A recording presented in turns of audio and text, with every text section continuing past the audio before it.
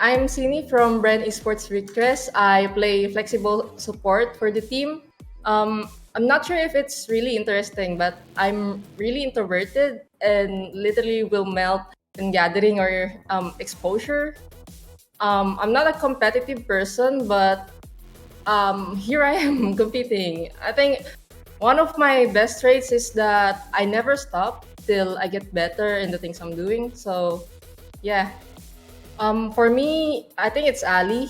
She just likes daddy jokes, and I love daddy jokes. Her humor really gets me every time, and she's one of the mood maker in the team, in game or outside the game. It's Shirasi. She's just too confident in her aim that she will take every battle she can without any utility. It's me and Kelly. We just like vibing together. We share a lot of good songs to each other and just really vibe in it. Like when someone's talking and then there's like a word we know, like from a song, we'll just sing. Kelly, sing with me. What song do you want to sing? We can't really think of anything right now. I expected myself to do my very best to help the team win elite. I expected everyone to do what they gotta do, that will execute the things we practice in scrims and do our best to win this tournament. I think there's a lot. For me, I have within two teams before I landed here with them. And I think I get better in game, all thanks to people I met in the run. As for the team, we came from a small org before and now home to one of the biggest esports organization in the country. Like, yeah, we started from the bottom, now we're here. I don't consider anyone as rival, but my role model now is probably Ben Kai. He's a funny guy outside the game and one of the best IGLs in game. I just really adore how detailed he is in playing the game, like shark dart lineups to destroy a trap and just making the opponents think really hard when playing against them. I'm a river. I go with the flow. I just let things fall into its places. So yeah. My favorite song is Easily by Bruno Major. It goes something like this. Just because it won't come easily doesn't mean we shouldn't try. I just watch K-dramas or like Western series, read webtoon, and hearing my coach in ranked games.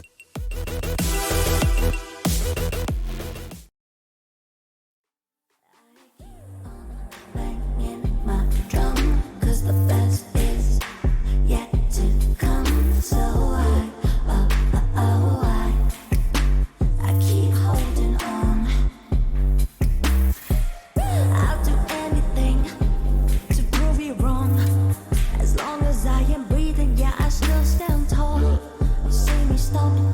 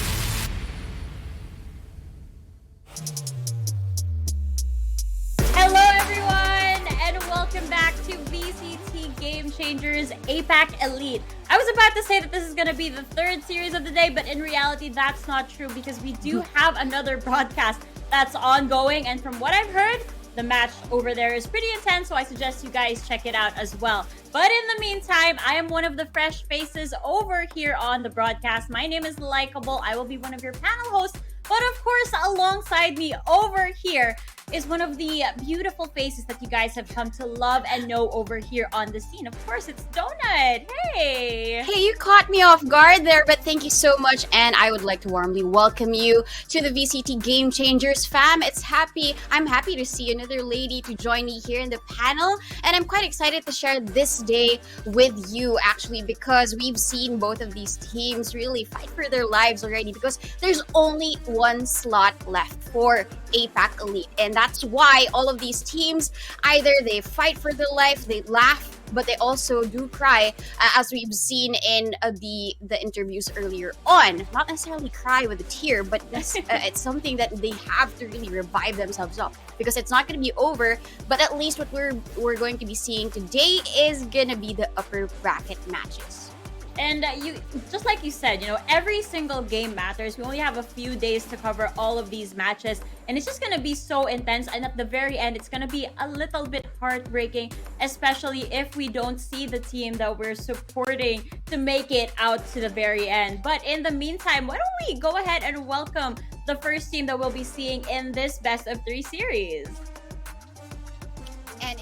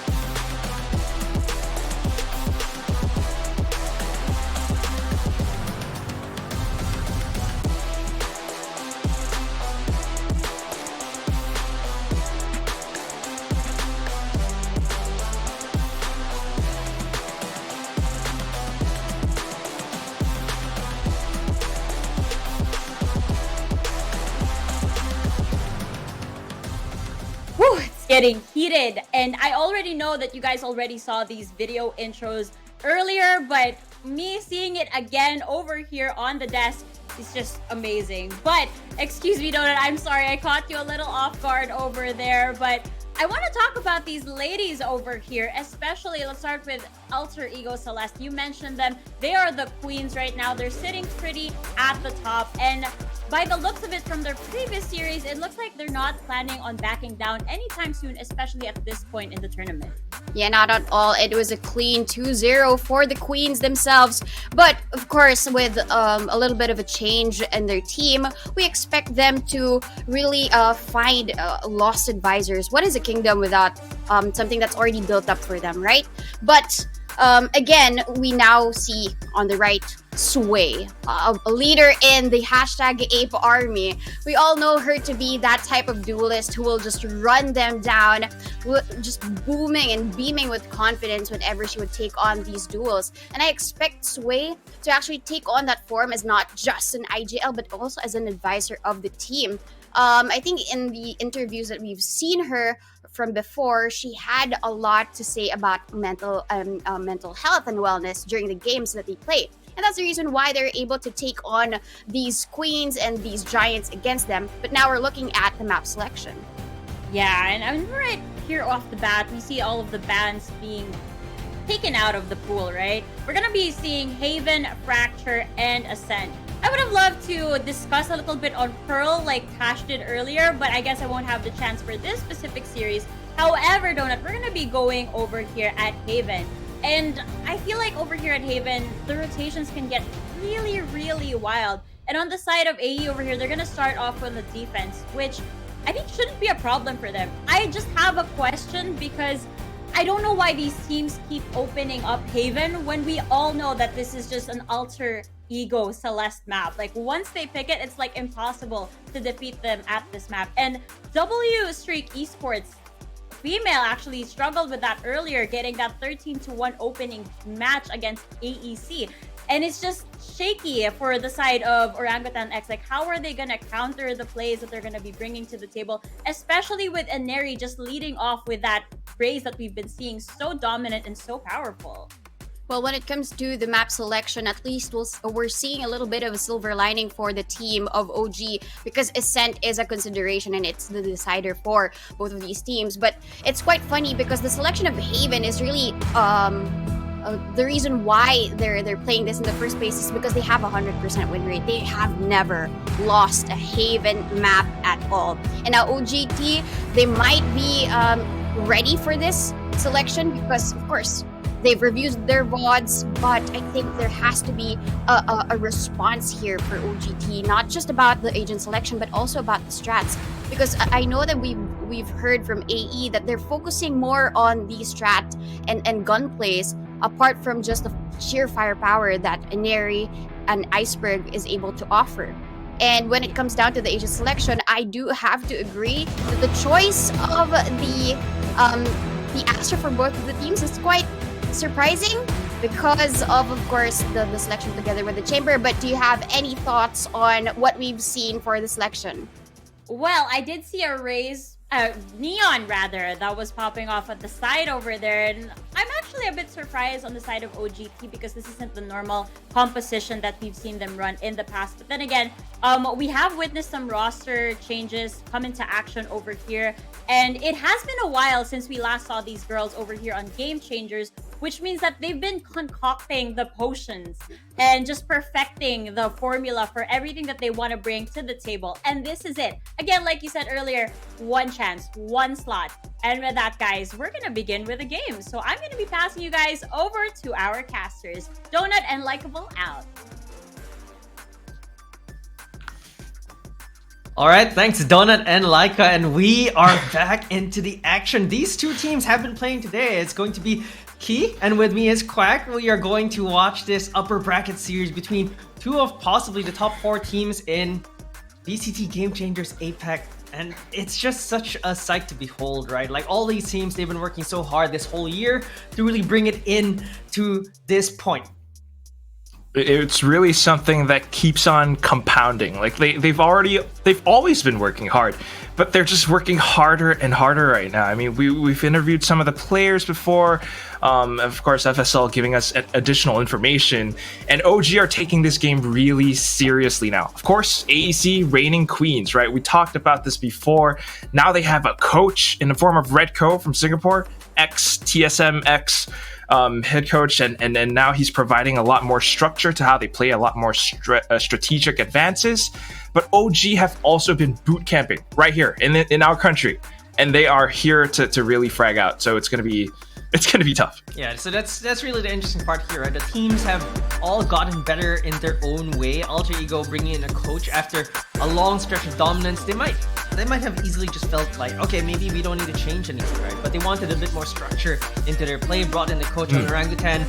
This was a team that was formed in the middle of this year. In fact, they went in through overtime, and they needed that time to kind of get together, figure things out, and eventually become this team that is, well, that was initially an on paper strong team, now is actually running it deep into this tournament. Orangutan, we're definitely going to see them go far.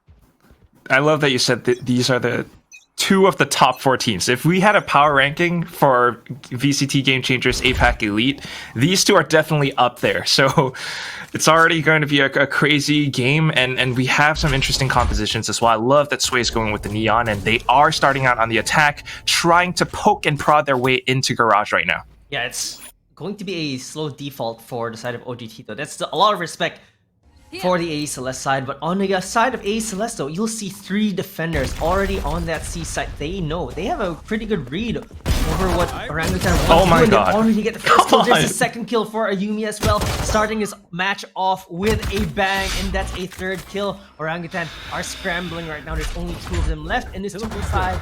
What can they really do? I blinked, Marquis. The round just started. Come on, like Ayumi just walks into Garage like that and instantly takes out 2 people, and she's still alive. OG are scrambling to scavenge this round away, but at this point, it's just so darn difficult. Let me look at what they have, right? A ghost, a little bit of utility. 30 seconds That's left. it. Look at the positions of how these AE Celes girls are holding. They're not overly peeking anything. They're not overly exposing themselves to any angles. The best that OG can hope for is possibly a spike plan on B, but they're pushing They're going into A. this. They're trying to do something fancy instead. The spike does drop though, so even if Japips was able to get onto that side, she could not have chosen to just go into the side and get that 300 creds. It's a flawless round for Alter Ego Celeste, and you know, you mentioned it. Alter Ego, they waited patiently on A. They knew that if they wanted to go in B instead, they'll just go for that retake. And I think that that's something that we might not have seen from Alter Ego Celeste beforehand. They would be hunting Maybe for not, those kills. yeah. You know, They the would be hunting, confidence, I right? agree. Ayumi in an area where they're like, okay, we got 3, let's push forward, let's just overwhelm them. And this time around, 3 of them huddled on that C side, 2 of them huddled on that A side, and it was just such a clean round from them, and it shows. The difference is showing of that coach, the coach difference for Alter Ego Celeste. But Orangutan, they have a coach of their own. They have their own micro strategies that they have implemented into their gameplay. And right now, Orangutan seems to be knocking on that garage door, but Ineri is going to buy some time using her utility. Now, looking Exactly. towards the B side, it seems like Orangutan want to go onto the scrappy B push and into possibly a spike plan, but they're just taking their time slowly. Yeah, they have to be very careful about a push in towards B. You have to watch out for both sides. It's a bit of a 50-50 angle. A-Link, C-Link. So maybe back into Garage is where they will go. And this time they're a little bit more prepared, checking out the entrance of Garage in case Ayumi pushes into them again. But, of course, Ineri with the Spectre. Ineri getting the first frag, that crouch shot. Tries to go for a second one, but Kachao makes it away safely. Tries to go for another repeat, but gets Chloe. There's a nade refresh, buying a lot more time for Alter Ego. But Orangutan have already made their way onto C side. They're not ready for this though, as Natsuki is going to be there for the shots, and Aluka is going to be there for the final kill as well. Aluka, the newest member of Alter Ego Celeste, replacing Oriofilia, who, by the way, is on the Orangutan roster now as a substitute. So this is quite also another interesting tidbit, right? Oriofilia Yes. moved to Orangutan, and she might show up second match. I'm not sure when they'll actually bring her in, but she's there basically, and she's very familiar with how Alter Ego Celeste play. But even though I'm sure everyone is familiar with Alter Ego Celeste plays, Look, but it doesn't matter how Mikey, familiar you are; they will run over It you. really doesn't. This is the thing. It's not just that they'll also run over you. Orophilia is familiar with the old Alter Ego Celeste. This is the new one. Alright, and you have to be very careful about this. Look at how disciplined they are. OG, they're making their call, just going over the really quick play to get the spike planted, knowing that B is often left unguarded. So now with the guns, they just might be able to hold off the retake. Yeah, that's a good read from them. They're able to recognize that no one's actually on that B, but Iceberg finds the first kill onto Casper, who was just a little bit too curious, watching into that garage. And right now, it seems like Alter Ego Celeste have full control. They're even pushing back into garage, but Ayumi with a headhunter finds the first kill onto Kachao. 4v4, using the safety off that smoke to get that spike defused. No way. Oh, they might just be able to get the ninja on this, and Aluka does get the defuse. Orangutan were not ready with their utilities to actually stop that. They thought that when they killed Ineri, that was the diffuser, but there was actually two on that spike, and Alter Ego just snatched that win away from Orangutan. It's one of those really tiny things. You hear the first one and you don't realize that the defuse is still underway. And it's all thanks to that nebula coming in from Aluka. And this is the strength that they have now with this added strategy, with this added depth. Alter Ego Celeste are ever more careful. That's why they were able to walk away with 2 flawless wins in the first 2 rounds of the map as well. And now struggling to find the answers. They're on a half buy right now. A Marshall, a few Spectres, even a Hero Vandal on Japips. We've seen her do some nasty things with a Vandal before, but right now it just seems like Alter Ego Celeste are playing just too cleanly, just too tightly. Orangutan could not find an opening. Even when they did, they just got punished for it with a plant on that B site. The gravity well. Nabsky finds the first kill onto Chloe using a combination with the utility from Ineri as well, discouraging any trades from coming back in. And Orangutan, they're a little bit scattered all over the map. The spike is still on that attacking spawn, but Casper finds a headshot onto Ayumi. They might just use this as a go sign onto that A site. This just might buy enough time for Orangutan to get on site and plant. Yeah, look at the positions on the minimap as well. They're a little bit far and scattered away from the A site. So this definitely gives OGT the spike plant. However, whether or not they can actually hold it down is a whole other thing. They have 2 Vandals to work with here. Sway has the ultimate, but the timing of when she pops it, that's crucial. Let's see whether she will actually have to use an ultimate, and there goes the overdrive. But they're just dying left and right. Orangutan are the ones finding the kills. Ineri blastback kill onto Sway though. There's the overdrive getting shut down, all down to Aluka. With a Vandal, Orangutan just might be able to run away with his Thrifty as she swings out while reloading. Casper gets the headshot onto Aluka, and Orangutan get around on the board. Yeah, I love that you talked about it. They did have Orophilia with OGT, but perhaps it was the right call to sub in Casper at this point in time because she is providing so much value, especially in this round. She was the one who opened things up. She was also the one who held it down. One enemy remaining. She just really held down that side. Casper was able to hold the site down without taking any damage. She got the first kill with a Sheriff, picked up the Vandal, reaped the rewards from that, and eventually converted it to a full round win for Orangutan. But now, A side, yet again. I think they probably felt that A had a little bit more of room to give from Alter Ego, so it looks like they're trying to poke and prod onto this A side, but Orangutan are actually a very cautious team. You see them push forward with a little bit of resistance, they just freeze, and now Orangutan are starting to prod on the other sides. They know they've baited some rotations coming in. They inspect B site. They saw it was kind of clear, but it seems like they don't want to go in there. But look at Alter Ego Celeste. It looks like they want to push C instead. Yeah, it's a great way to feel and test the waters, not fully committing to a site, not blindly rushing in. In fact, it's just taking bits of map control. But this is the greatness of Alter Ego Celeste as well. While you might push down A long, they're going to push down C long.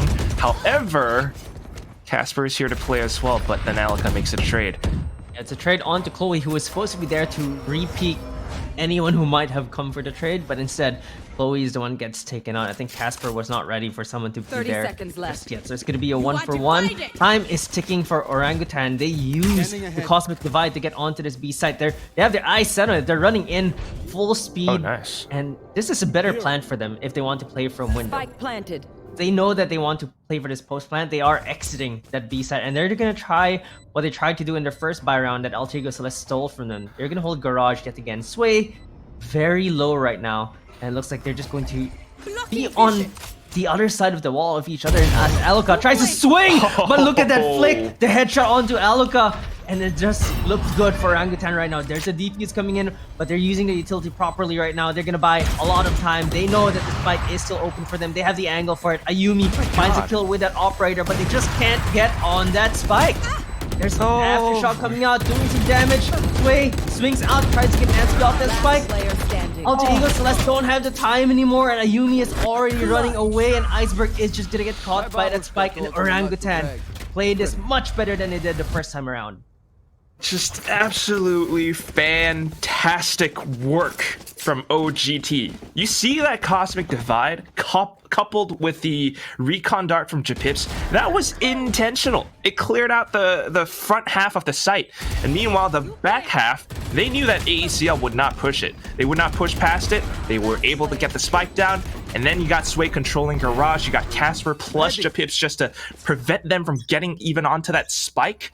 OGT managed to turn things back around. Let's see if they can keep up this momentum. The momentum indeed, because Alter Ego Celeste, they don't have the economy to buy this round. Ayumi has saved the operator from the previous round, but that gets immediately shut down by Japips. A swing and a half, straight bullet to the head with a Vandal, and that operator is gone, and it looks like Alter Ego Celeste are in a full eco. All sheriffs on them. That operator did not do a single tick of damage this round, and just rendering that ineffective for the side of Alter Ego Celeste. Oh, and look at this as well. Wrapping around the smoke. They have no idea that she's there. Iceberg does react to it though, and she gets a second one as well. Marquis, what is happening? Yeah, the sheriffs, not to be underestimated. We've seen Alter Ego Celeste win rounds with just sheriffs. Iceberg finding to got taken down low to 5 HP though, so just something as much as a shock dart at the very tail end of it should be able to take her down, but Japips is just as low as her. Casper and Chloe both have full HP though, and they're trying to execute on this A side. Casper is in a very good spot though. She might just have the nice full flank. There's the Nebulas coming in, providing a little bit of cover, but Casper is gonna find the first kill onto Aluka, finds the second kill onto Inari as well, and the last one is Iceberg, the one who found the 2 kills. Down to 5 HP though, it's just going to be very difficult for her to do anything. She's gonna have to get 3 clean headshots here. Actually misses. Casper was jiggling around, looking at Long. Did not expect her to be there, but is safe anyway. Iceberg with 5 HP. Does she really want to go for this, or will she just save? I think she's gonna opt for the save instead. She has enough to buy back for her teammates a little bit next round, perhaps. And also, it's just 5 HP.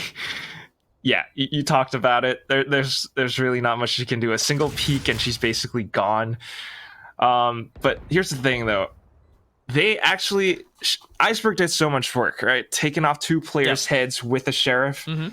However, the response from OGT, the setup by Casper, now she hears the footstep. What? Okay, 2 more heads. And then Japips cleans up. But once again...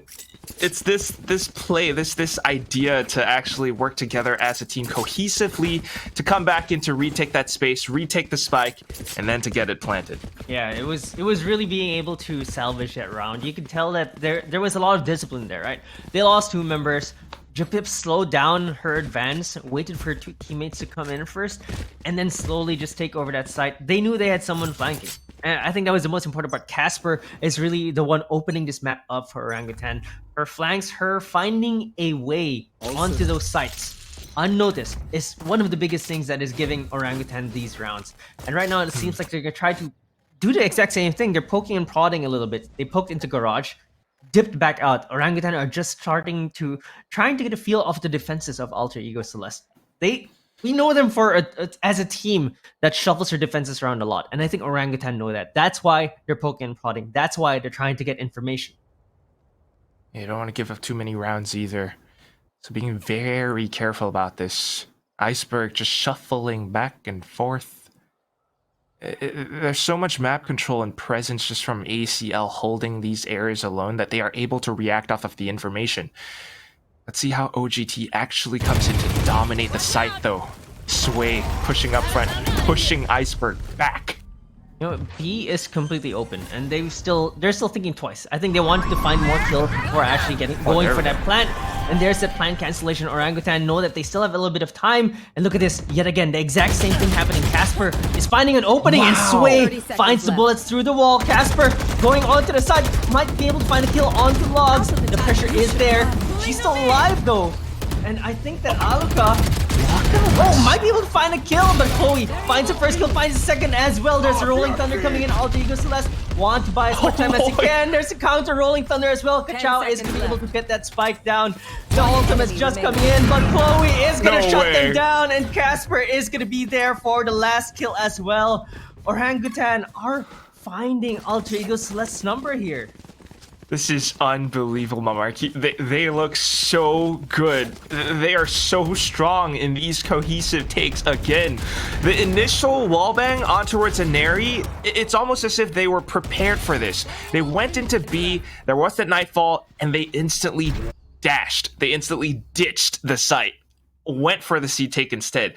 This shows that they thought of that play from Alter Ego Celeste, and they kind of read them.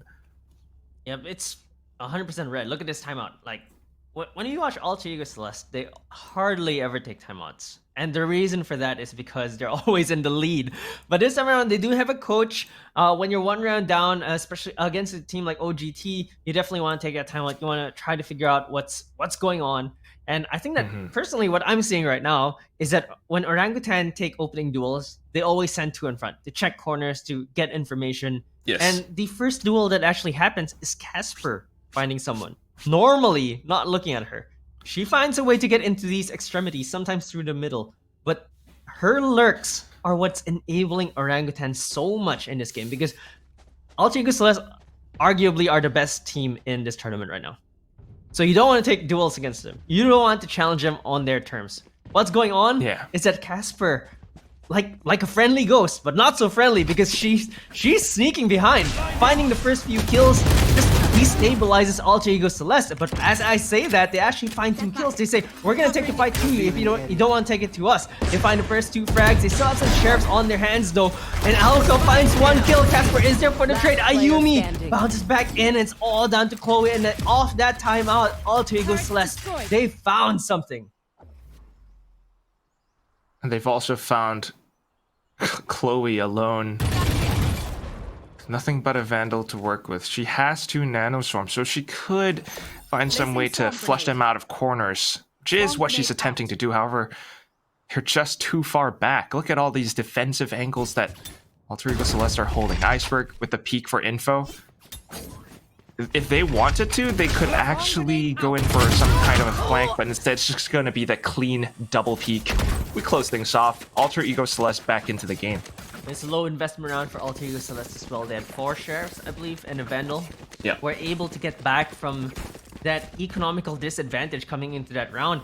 That timeout was great. I think that they really went for that cheese where they double peek B, get that first kill. They got 2, in fact. 2 for 1. And I think that was it, basically. The smoke from Aluka as well allowed her to get a kill onto the pushing C attackers from Orangutan. It just looked different for Alter Ego Celeste. They finally brought back the aggression that we know them for.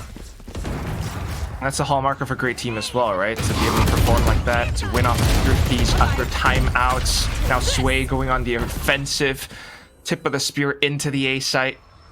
Of course, rotations underway as well for Alter Ego Celeste. Yeah, but look at Alter Ego Celeste. One rotation, they don't over-rotate. On a map like Haven where there's 3 sites, they know that you can afford to send one in, but you still want to get that information. They are confident that they can get more information from that, and Casper is going to be able to find the first kill using the Cosmic Divide, and oh my god, the lurks from Casper are just crisp as Orangutan! They just spray Alter Ego Celeste down. It looked like a pretty competitive 4v5, but all of a sudden, they all just fell. I am terrified, Marquis, of Casper right now. She's set 12 and 6, 2 assists, and she's a controller. She's setting up her teammates, but not only is she setting up, she's putting herself into these weird, sneaky positions like you mentioned before, and she's landing so many of these duels that it's just so darn unexpected for Alter Ego Celeste. Yeah. They have no idea how to deal against it. It seems like she's the one that's there to punish every time Alter Ego Celeste wants to push out, and that keeps him honest, by the way. We're not seeing Alter Ego Celeste push out often, or much at all this time. And it looks like Orangutan are the ones changing things up. They're the ones speeding it up round. They rushed onto the C side. They haven't taken a single fight. Casper is not lurking. In fact, she's with the team right now. They've just changed it up so much, and Alter Ego Celeste are trying to look for her.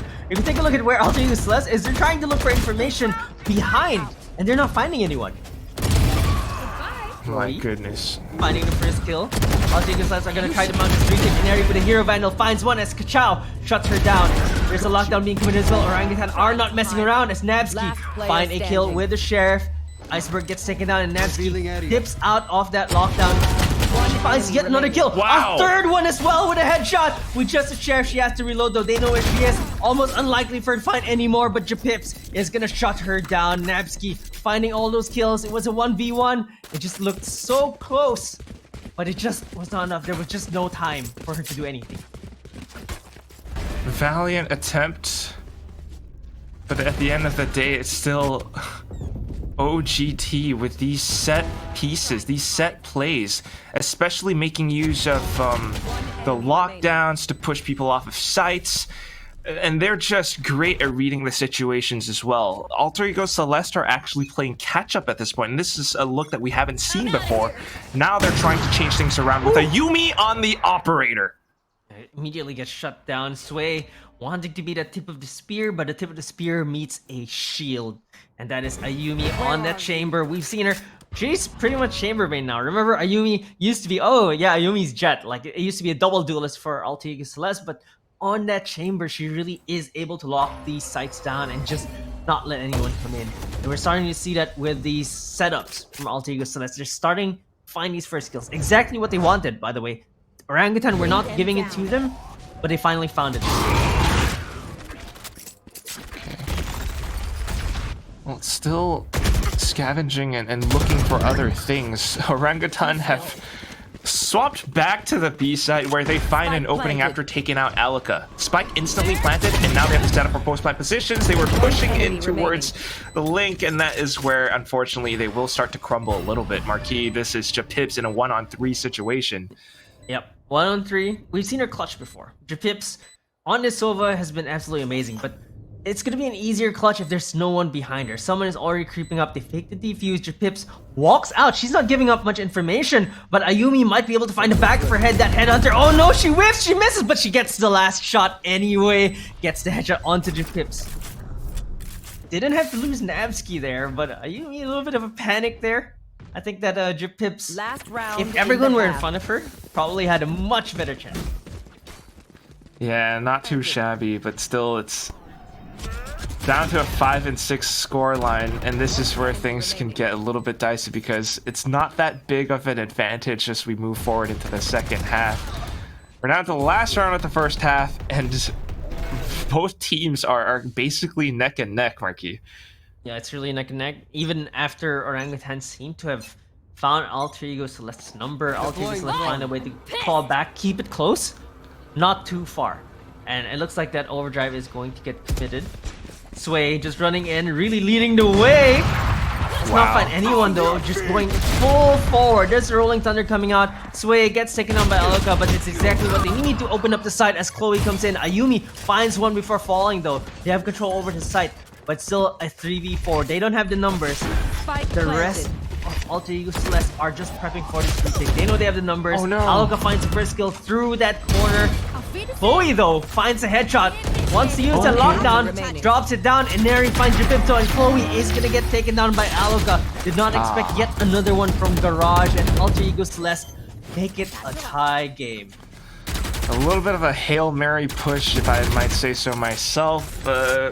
Again, it's that sort of Sway leading the way type deal, and then the rest of them crashing onto the site like a wave. But this time around, you can see that Alter Ego Celeste were prepared and ready for that push. With the way that they held Garage, with the way that they established a little bit of presence in the form of Alika at the entrance of Seaside itself, coming in from Defender spawn, OG were trapped. And you can see it very clearly in this replay right now. Yeah, definitely Chloe, trapped. despite getting that lockdown, she just couldn't really do much about it. Yeah, 6-6 in this half, and we are going to send it over to our panel to break this down, as this is such a close game.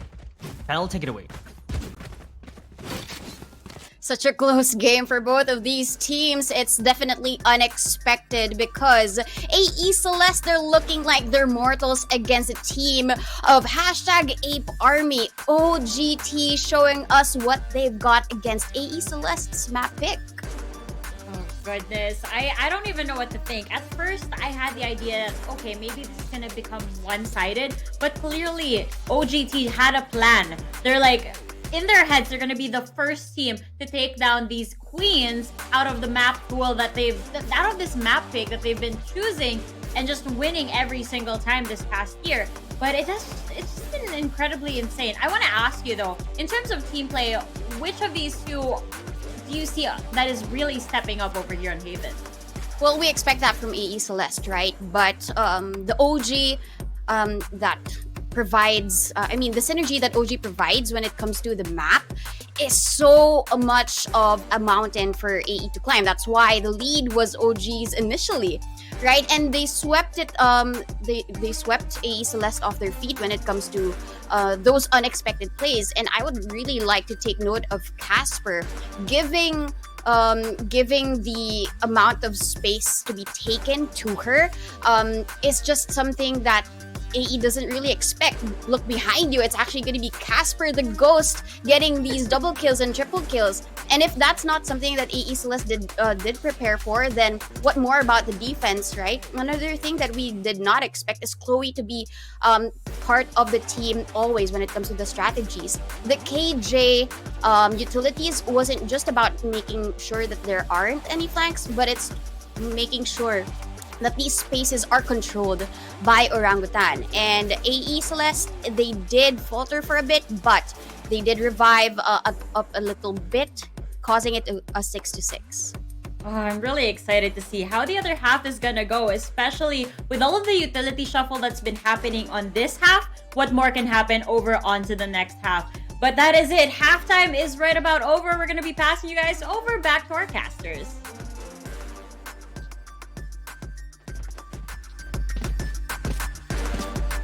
Thank you very much, Laika and Donuts. And man, I have to agree with them. I also really love the soft toys in their backgrounds, but this is true because this is such a good look for OG. We expect AECL to perform to a high standard.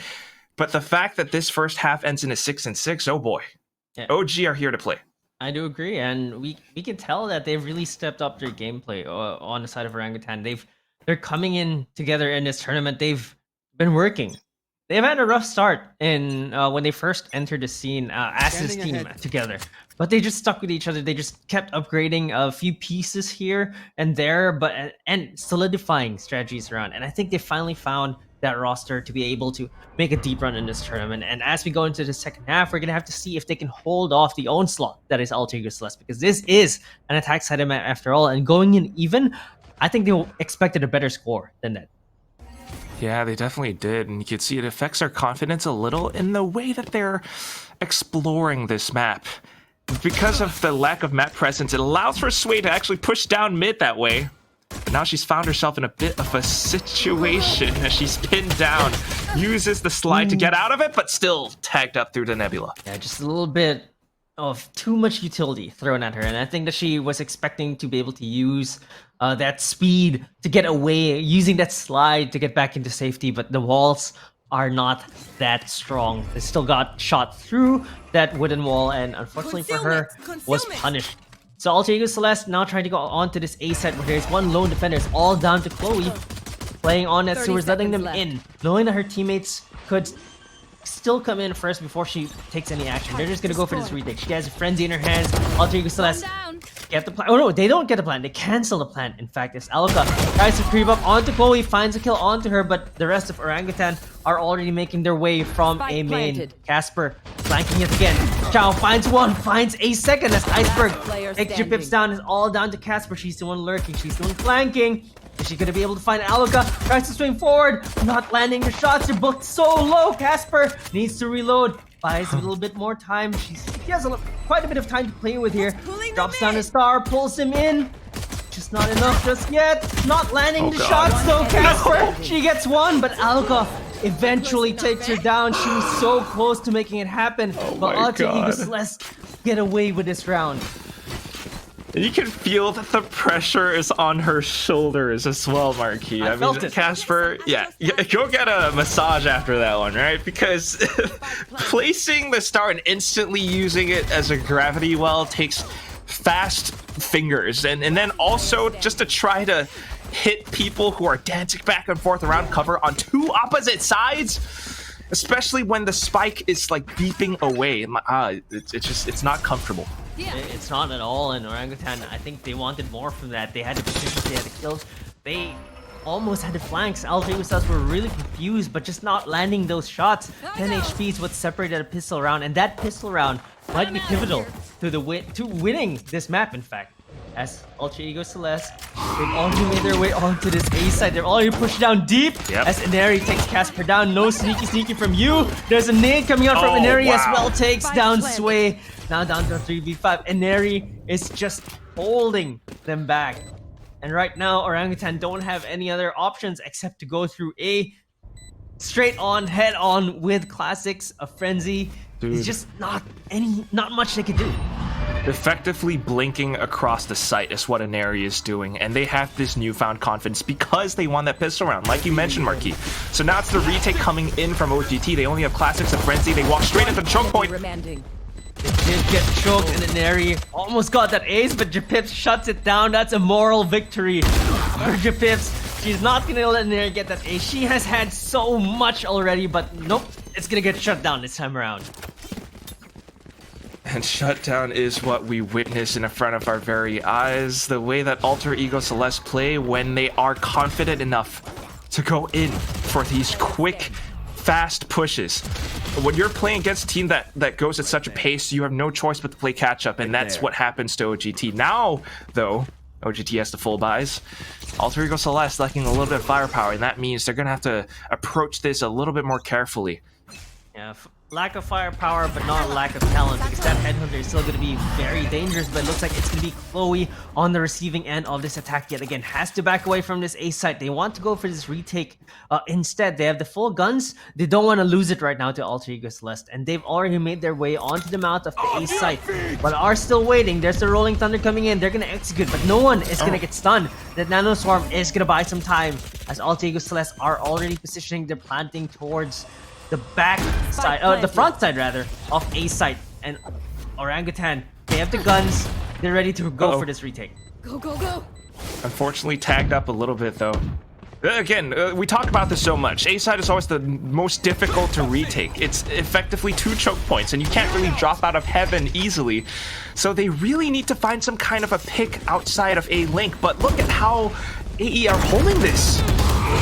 AR still holding, but Neri getting taken down is going to be really expensive. But Namsky is going to find 3 with her Spectre. Casper finds a double kill. Is down to 29. Finds a kill with her Classic as well. Time is ticking though, and Ayumi with his Headhunter. Oh my gosh, she gets taken down really low. There's no more time. Casper just needs to find his last kill if she wants to get his ace. It's another moral victory. Getting shut down instead by Ayumi. That Classic to the face. Casper is going to get denied. And Alter Ego Celeste convert their bonus round. No friggin' way. I ain't never seen a classic like that before. You Marky, that's a straight up classic. That's a the way classic. you jump away, right click into the face. Casper, despite such heroic Herculean feats of strength, it's still not enough to turn things around. They had the right idea, OGT. They had a little bit of recon coming through, I think in the form of Japips, but despite being able to get off that one shot through the nebula, it's still ACL with their positioning. It's so strong. Not just the positioning, but of course Iceberg with a flash there, with the flash 3, enabling Namsky to get that triple kill. And I think that Iceberg has always been kind of the unsung hero for Alter Ego Celeste, because all these kills go to everyone else, but it's because of Iceberg's utility that enables this. Orangutan now on the back foot. He had to save yet again. Sway trades for Kachao though. It's gonna be a 1-for-1. Just jumps back away to safety. Alaka finds Casper lurking as we know it, and Chloe gets taken down as well. It's all down to Sway and Japips. not much in their hands. Sheriff, oh, might be able to find a kill. Misses the first shot though, but eventually converts. Does not take any damage. So now down to 2v3. This might be doable, in fact, for Orangutan, because 2 members of Alter Ego Celes are low here. They might be able to close this one out, Spike OGT, given that Japips has managed to scavenge a rifle, and like you mentioned, 2 players are low, but that said, this comes down to positioning, because they have the sight, they have the tempo. They can go anywhere they want to, and OGT are still catching up to them. And where are And they going? because Look of at this. this. They're all in spawn. They've got Iceberg. They've got They've got Iceberg. They've got Alaka for the pull. They got Nabsky in case they need some information. Look at this. All the utility being used here. The pull coming in. No one's gonna stop the pushback. And now they're moving. They're inching forward. They're gonna use a stun as well. remaining. It's just trying to take it. But there's nothing to be done here as Alaka cleans things up. Quad kill yet again for the newest member of Alter Ego Celes. And that's one way to make do with the utility that you have. New member or not, this team has practiced. This team has worked together for a while now, and they are very, very much so on the same page. 10-6, Marquis. And all this started with that pistol round on the second half. This forces OGT to call the timeout because they've just lost 4 rounds in a row.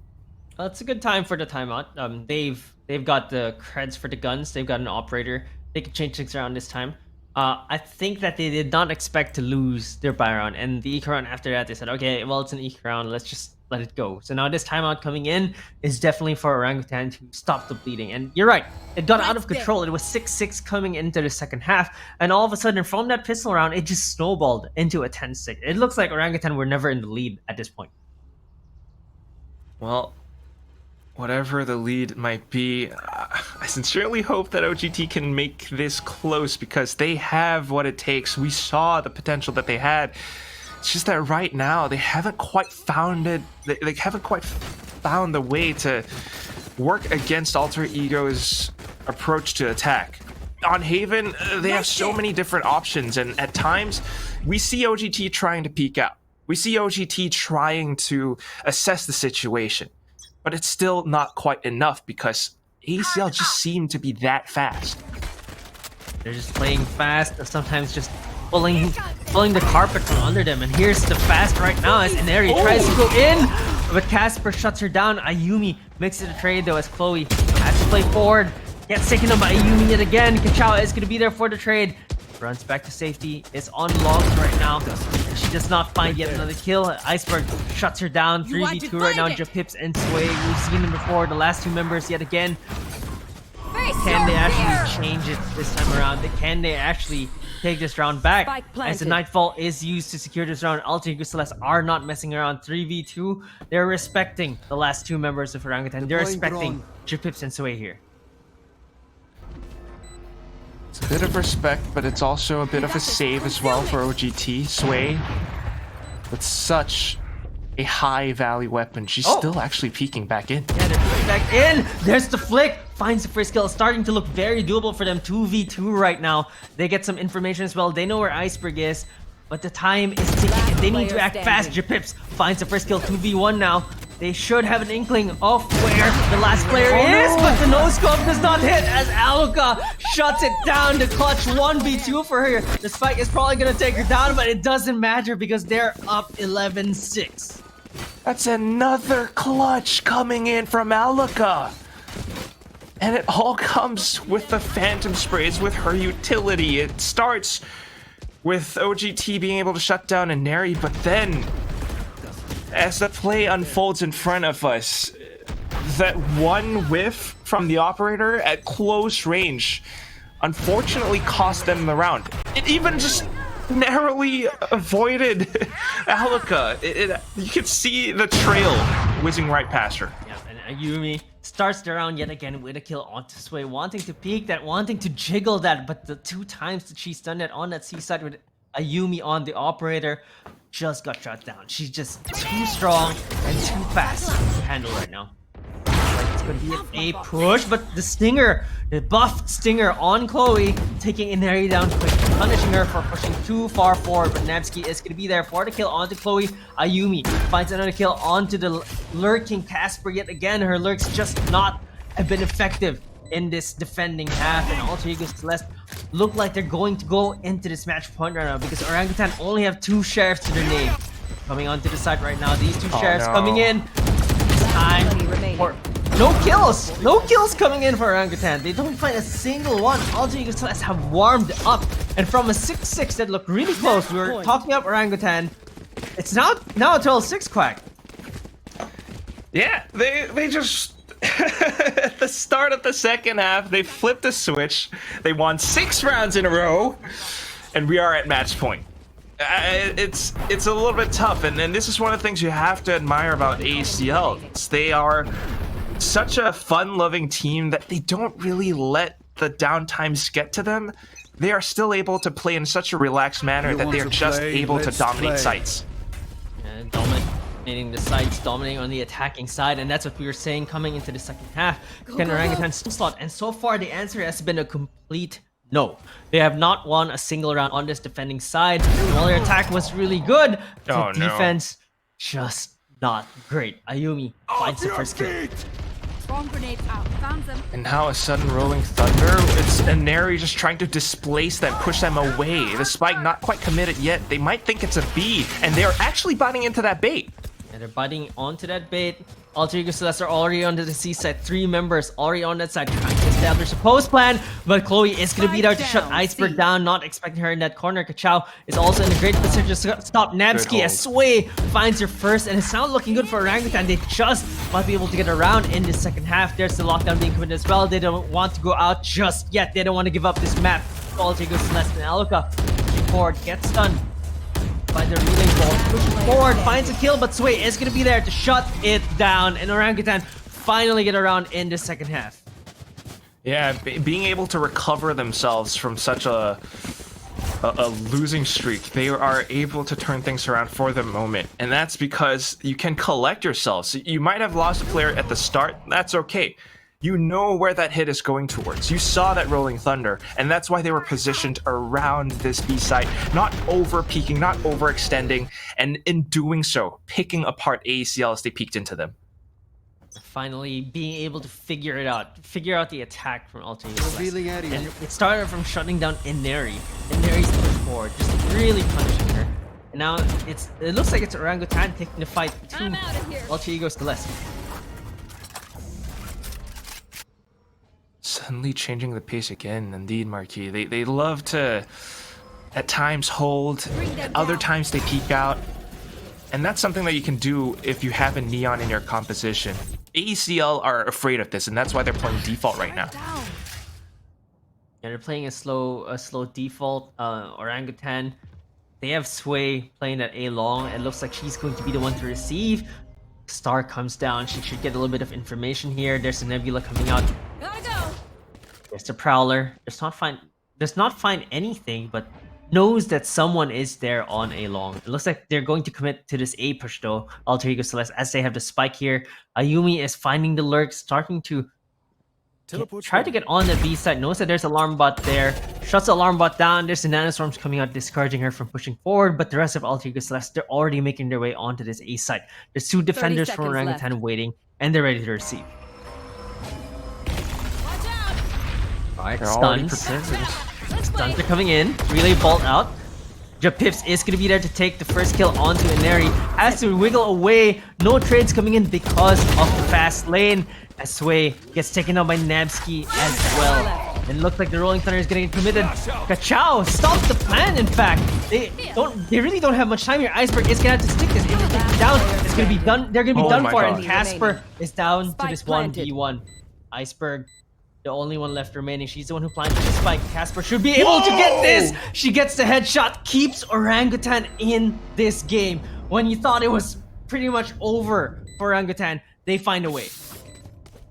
Definitely some celebrations going on in that boot camp room right now, but still unbelievable. The swing as she turns around on towards the site. The plays as she shuffles back and forth this one wall, catching Iceberg off guard. I mean, Iceberg thought she had the advantage. That's why she wanted to push in towards an off angle, possibly holding from hell instead. But the sudden peaks, it's these minute movements that really throw them off.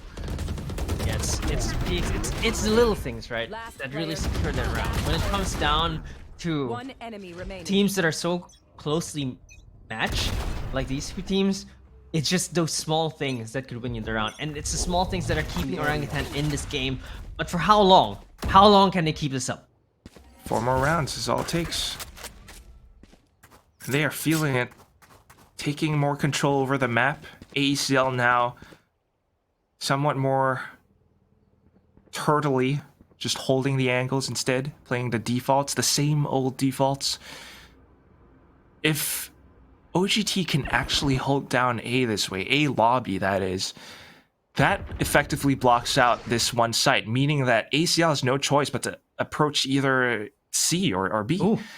But then again, Shoulder. oh, Sway! Sway, perfect.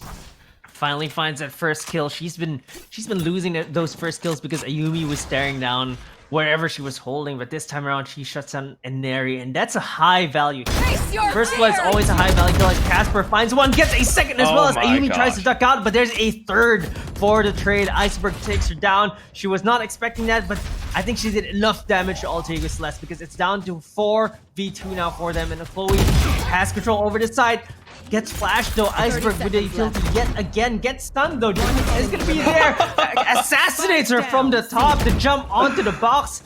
Takes control over the spike, and it's all down to Natsuki. Uses the haunt. Does not find anyone sneaks on this fast lane as Japips takes her down in Orangutan. It seemed like too tall of a mountain to climb, but they're halfway there. This is a checkpoint for them. It was 12-6. Now they're 12-9. You gotta love it. Akosi Jape. Japips. And she comes in that fashion. Movement, if I've ever seen it. And also Sway controlling and blocking off A in that fashion as well. You could see that Alter Ego Celeste just instantly thought, okay, operator on A, let's go C.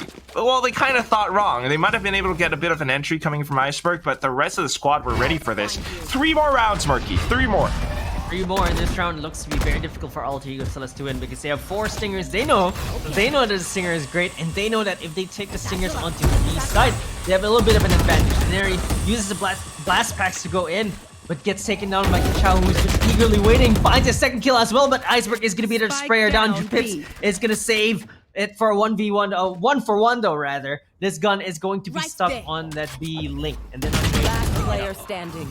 Chloe takes Ayumi down. It's all down to Alaka with the Sheriff, a lone Sheriff, against 4 big guns. Can she do anything? Yes, she can. She finds one, tries to go for a second, has to reload. Sway, though, is going to try to find her from the back. He has an operator, though. She might not want to move far forward here as she finds a headshot through the floor to Alaka's head. Just drives it through her skull. Piercing shot, if I've ever seen it. 12-10 now, and that was off an anti-ego win, if you want to call it that. But that's OGT again, reading the situation, knowing how to play against this Alter Ego Celeste. We have another timeout being called, and I believe it's coming in from, ACL, Redco, has to discuss and find a way to work with the team, because so far their pushes, while it might have worked at the start, after OGT's adjustments, now this fast-paced momentum, this slow defaulty approach into a sudden burst, it's not working out anymore. And this might be a difficult stat to find, but you know, there are some teams that have difficulty closing out maps. Alter Ego Celeste is not that team, but they look like that team now.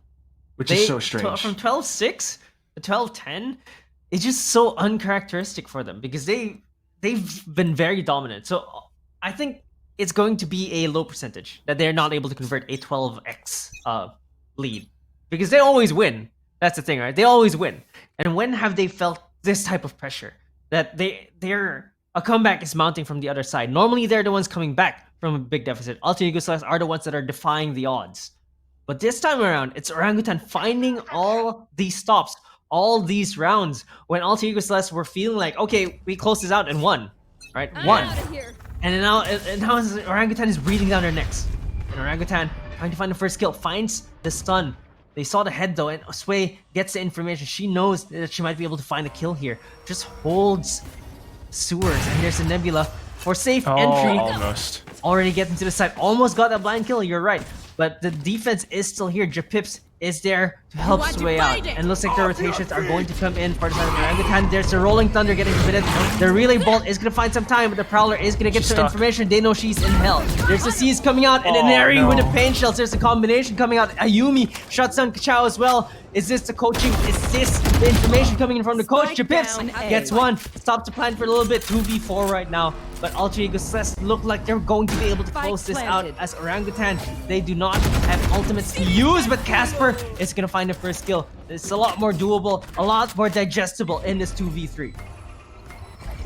Well, it's not unwinnable to say the least. They have some stars set up, but they really need to be able to break past this first choke point. If they can take an Airy down, it makes things so much easier, but they're playing off the contact of each other! Yeah, there's a crossfire coming in. Napsy gets the first kill, 1v3 now. It's all down to Casper. And unfortunately, she gets taken down. Alter Ego Celeste play it to perfection. They finally close it out.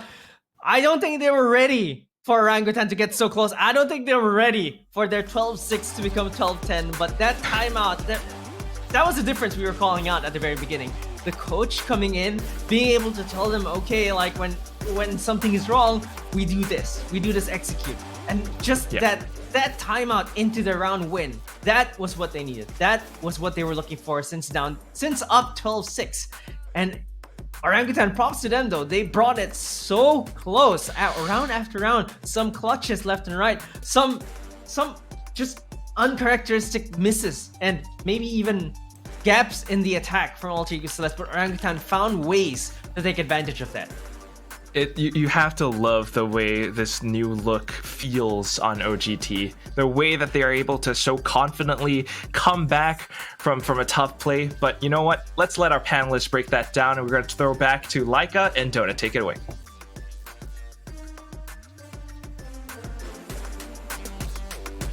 Thank you so much to our quacky duo. I just gotta say that map was something else, Donut. I honestly thought that it could go either way, and every single round that was happening, I was thinking, oh, this is gonna be it. It's gonna be AECL victory right here. But it wasn't that easy for them. It really wasn't. Yeah, definitely. We were saying earlier on in the panel that it is actually a mountain. And even Key mentioned that it is going to be something tough for them to climb. But at the end of the day, these uncharacteristic plays that AE offered, OG took advantage of that. And this is actually the closest we'll ever see from AE. Yes, we've seen them before, but throughout the whole run for 2022, nothing has ever been close to defeating them. And this is actually a testament to that. I counted 4 ecos for Alter Ego Celeste. So it means OGT, they're very close to actually beating. It's a 13-10 after a 12-6 round, right? And we saw this in that mountain. It's actually a milestone for them. 12-6, 12-8, and then 12-10. But unfortunately, OGT did not just have enough to close it out.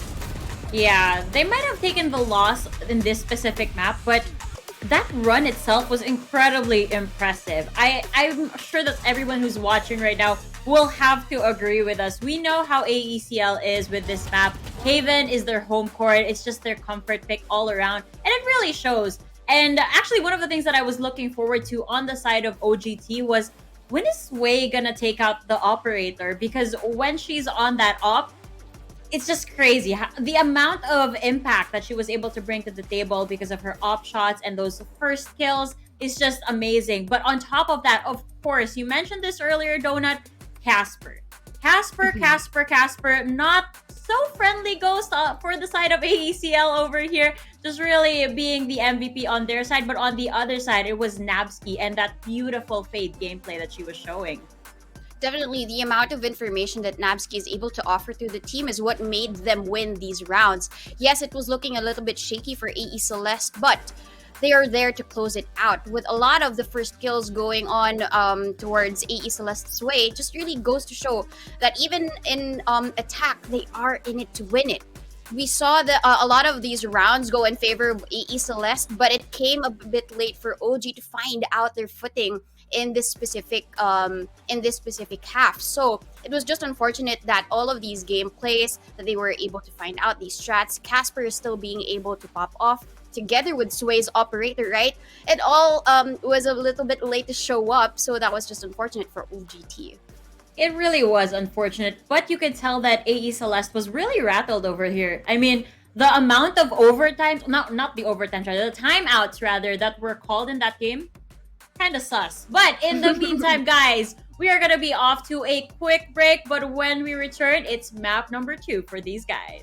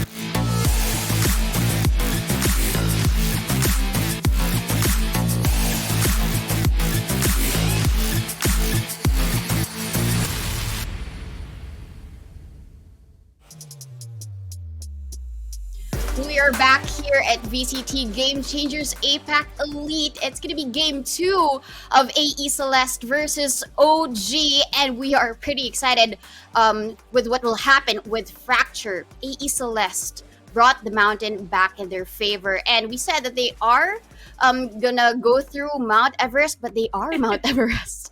They are actually. They're at the summit right now. They're just the mountain that everybody needs to climb at this point. And I'm pretty sure that if you interview all of the ladies out here, they will all say the same thing, that Alter Ego Celeste is definitely one of the teams to look out for in this competition. And it just goes to show how dominant they are, especially in what we just witnessed over at Haven. But once again, like you mentioned earlier, we're off to Fracture.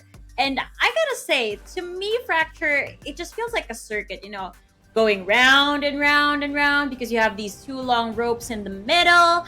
And of course, I guess in terms of Fracture, the gameplay that I commonly see here is that with an aggressive lineup, it's so easy to pinch the defenders once whoever is watching the site at that point. And on the other side, if you are an offensive defense, you can take so much space away from the attackers. So it can get really tricky for either of the teams. But what are your thoughts on this, Donut? I want to know what your background is for these girls and with Fracture. Well, we all know that in Fracture, it is about answering to that aggression, right? The response is very much important. And I think we saw bits and pieces of that from Alter Ego Celeste from at least the map of Haven. I would want to call her now Allo Controller because she has given us a lot as the Astra. Yes, Nabsky was at the very top because she had a lot of these ACS wins, right? But she was actually at the very top of the scoreboard, bringing those frags and bringing those kills in their favor. And what was funny is there were flashbacks of how she played, right? She used to be playing as a Reina, holding these cheeky angles in the map of Haven, but now as an Astra, she keeps to her own identity, but embracing that role for the team. So I'm very excited to see what Aloka has to offer. Probably a Viper, probably another Astra play. We'll never know until we get to Agent Select. Oh my god, I just love seeing the flexibility that these girls have to offer. How many times have we seen this women just switch it up in terms of roles, in terms of positioning, just everything? They're just out here to really change the game. Pun intended, yes, pun intended. But anyway, oh my goodness, Fracture. Do you see the possibility of even making it to the decider? Because I do. Definitely. OG, when it comes down to battling against another team here in Fracture, yes, the half is very close, but OG is the one to close it out.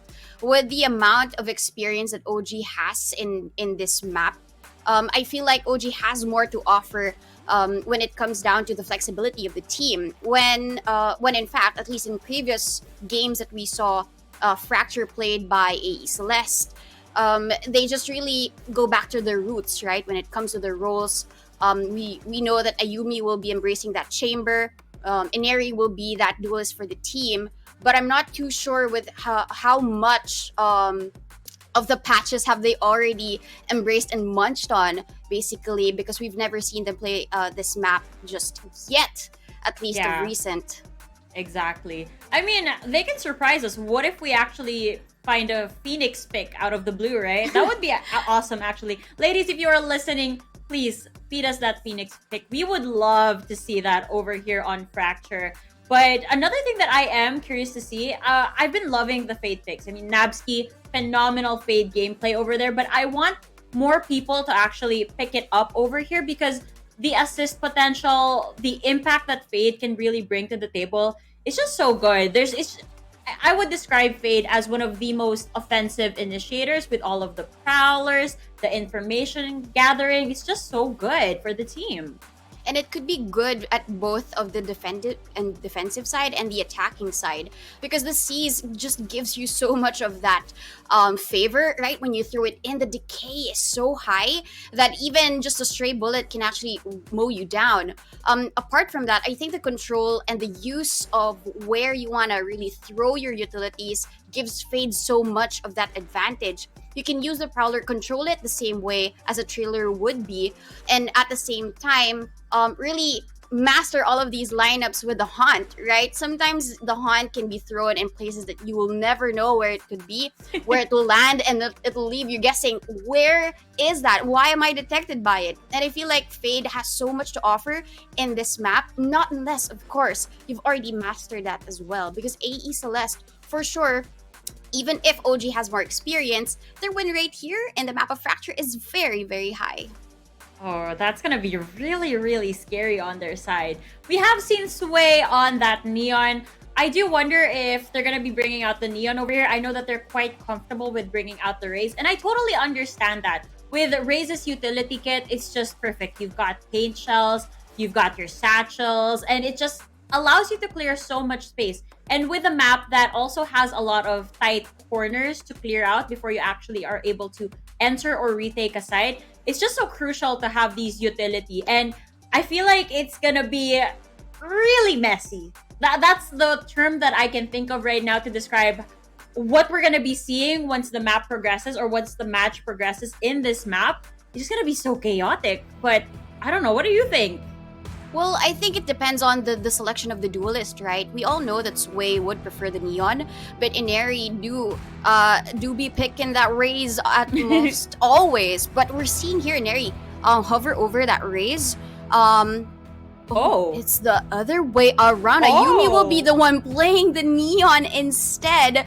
And I guess that's gonna be the difference maker, right? The aggression is gonna be answered back by at least Nabsky and Ayumi's duo. While on the side of the team of OG, it's gonna be Sway and Japips, and even Kachao bringing in that KO to shut down AE Celeste. Can I just say that I mentioned like 4 or 3 agents, and almost all of them were picked, except for Phoenix, of course. But I love this. I absolutely adore this composition. I'm not too sure about picking the Cypher over the Chamber, though, but overall, just because I mentioned all of those agents, I'm pretty happy with what I'm seeing over here. Yeah, I mean, the Cypher can be another unexpected play. We know that Casper could be that type of person to be lurking, but maybe Chloe is going to be that person now for Fracture. Oh, maybe she will be. I can't imagine how the setups are gonna be, but I guess I would pick a Cypher over a Killjoy in Fracture any day, just because of the whole distance that you're able to do with either of these Sentinels. But in the meantime, guys, the casters will be discussing this further with you guys. So with that said, we're gonna be passing you guys over back to them. Thank you, Laika. Thank you, Donut. And it's back to Quack and Key. Of course, we are coming back into this series. Alter Ego Celeste and Orangutan are coming to this game too. Alter Ego Celeste looked a little bit shaky at the beginning, but of course they came back, and of course we're used to this. We're used to this. It's just so difficult to take them down. Their teams have gone close. They're not undefeated in terms of series anymore. They've dropped 1, grand total of 1 over the past 2 years in this tournament circuit at the very least. They're just like basically undefeated. That's what ACL are. But you know what? Talking about the compositions, right? Like we do be liking that Raze, thank you, Donut, but we also do be liking this Neon. The funny thing is, though, the last time that Alter Ego Celeste played this, same exact composition. The one difference is that Inari was the one playing Neon. This time it's a Yumi on the Neon and Inari on the Chamber. That's a pretty interesting swap. Yep, big question marks for me there as well. When I saw him lock it in, I was like, did they have the nameplates like switch around? But that doesn't happen. It's not switch around. Inari's the one on that Chamber, and it looks like it's Ayumi that will be on that Neon. And I think that potentially what we can be thinking about here is that they're expecting that on Fracture, the first one in is going to get traded 100% of the time, which is why Inari, arguably what they'll call their best player, is going to be the second one in, as Ayumi gets a first kill. Sway is going to be their trade for Inari, but Aloka takes Sway down. Casper takes Iceberg as well. It takes Ayumi down as well, and it looks like it's just going to be kills all over the back of this map, and it's now down to a 2v2. They just traded everything. It's a 3-4-3, and Alter Ego Celeste, they have the spike they're going to be, but Orangutan are ready to receive already. They might be able to stop this push onto this B side. 1 minute. They got a lot of time to work with. However, the rope, the swing it just out gave away the position. This is not good. not good at all. It just looks like Orangutan knew what they were gonna do, and Casper just swung out of the smoke and just went for that quick headshot. That's already a triple for Casper. Chloe. remaining. Oh, What? Wait! No! No! There was a box! Through the Radianite box! What? Oh my god! I was gonna say they're ready to swing off of each other, but you can't swing if you're dead. Nevsky. Indonesia, Singapore, this is what we call satay. It's a straight up skewer. They just somehow lined up perfectly for Alter Ego Celeste Snabsky, and she just got the perfect shot through. I don't think she even knew she was gonna hit the one behind that. No, not at all. And I think Casper was dinked from the Radiant box as well on that first shot, which is how she got so low. And I don't think you're right. Snabsky did not expect for that to happen, and Alter Ego Celeste steal that pistol round away, and Napsky continues her own slot, finds kill onto Sway with a Spectre spraying through that smoke, and looks like Alter Ego Celeste, they're still respecting Orangutan. After what happened on Haven, they're just slowly making their way around, slowly finding information. They've got control, they've got the guns, they've got a spike going on to B as well. And if they just keep this up, they might be able to minimize the amount of losses they have. That's exactly what they're looking out for. You want to carry on as many weapons as possible into your bonus round, otherwise your economy might be affected. So, double peeking into one player, they will be able to decimate the site. Already into the side, the Classic not going to do much damage, and Neri is going to go for that plant as well. 5 members still all pretty healthy on the side of Alter Ego Celeste, and Orangutan only have a Classic and a friend into their names. Might want to try to push this smoke to try and find that kill. One enemy remaining. And Cachao gets taken down. It's all down to Chloe. Playing a Cypher on this map. Quite a special pick, by the way. We didn't talk about it so much. We were talking about Inari, as Chloe, of course, gets taken down. But we're talking about Inari on that show. Whoa. What is going on here? I'm just checking to see if your crouch key works. Got it. Okay, alright. Yeah. I mean, there's a little bit of... Is that beef I see? We don't normally see that in this circuit, right? Like we don't, like, people are so wholesome generally, they're all friends, but I like seeing the spice. I like seeing the competitiveness, because this is, after all, the biggest stage in APAC. This is your ticket to going international. And of course, Alter Ego Celeste are feeling confident. They've been winning all year long. They've been dominant for 2 years. 2 years already. They've been dominant, and they want to continue that. And as they're doing that, they're actually going onto this A set, already rushing in. Ayumi using the quick movement to get space. Orangutan are going to play for retakes here, as Japips is going to spray some bullets into the smoke, but they want the utilities to fade away before committing anything. As Casper stays her teammate, gets a second kill as well. Japips is going to take Aloka down. It's now down to a 1v5. It's Inari. I mean, it is Inari, but she just has a Marshal and a Headhunter to her name. Might not be able to get much out of this, as she gets stunned, she gets smoked out as well. She's gonna have to commit in full if she wants to do anything. If she gets stunned yet again, there's just so much steel getting thrown at her. There's the Suppression Blade as well, just going to keep her in that smoke. And what can she realistically do here? Really nothing much. If she drops down, she's dead. If she peeks out, she could lose a limb, her face, anything.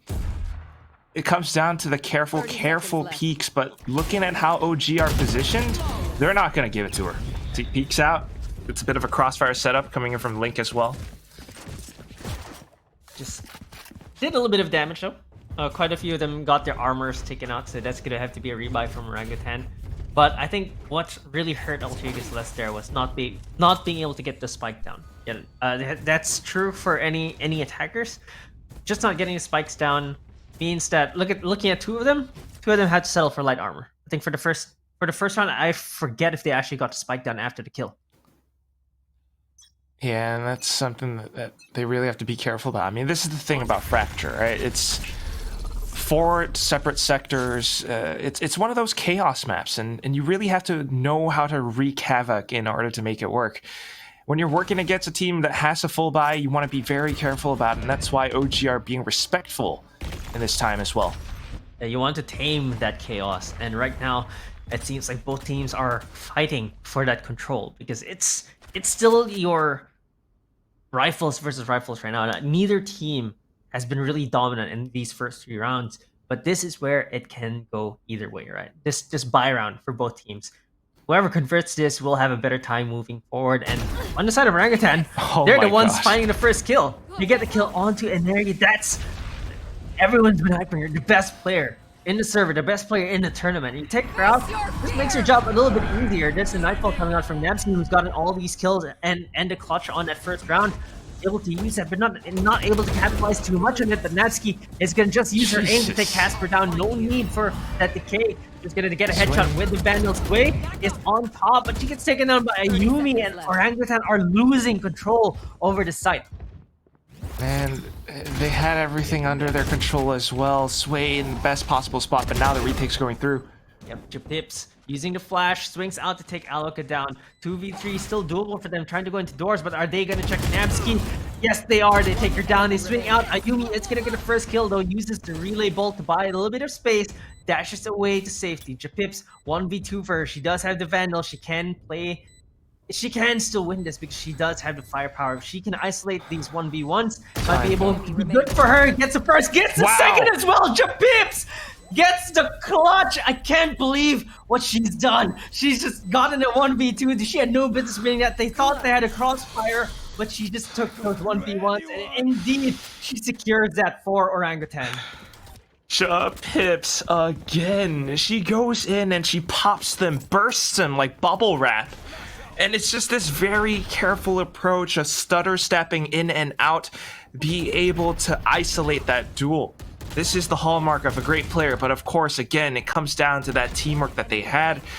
Attempting to waterfall off of ropes, trying to secure the site. They bought enough time. They bought enough information, and thankfully, they set Japips up for success. Yeah, it's really being able to set Japips up for success. Like you mentioned, it's the team play between Chloe and Japips. Chloe on that side for really swinging out, finding that information for Japips. And again, this is uncharacteristic if you watch AE Celes from before. Like, they don't care if you're even because they're just gonna keep winning. But now that they have a coach, it's of course changed. Like, the meta has changed.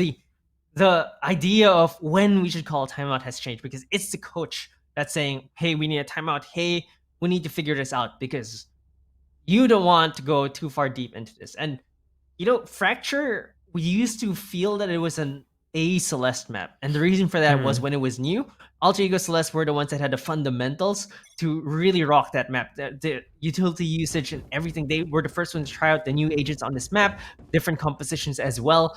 And right now, it just seems like Orangutan are more confident on this map. You could tell. Yeah, I couldn't agree more. It certainly looks as if Orangutan has had a little bit more structure to the map.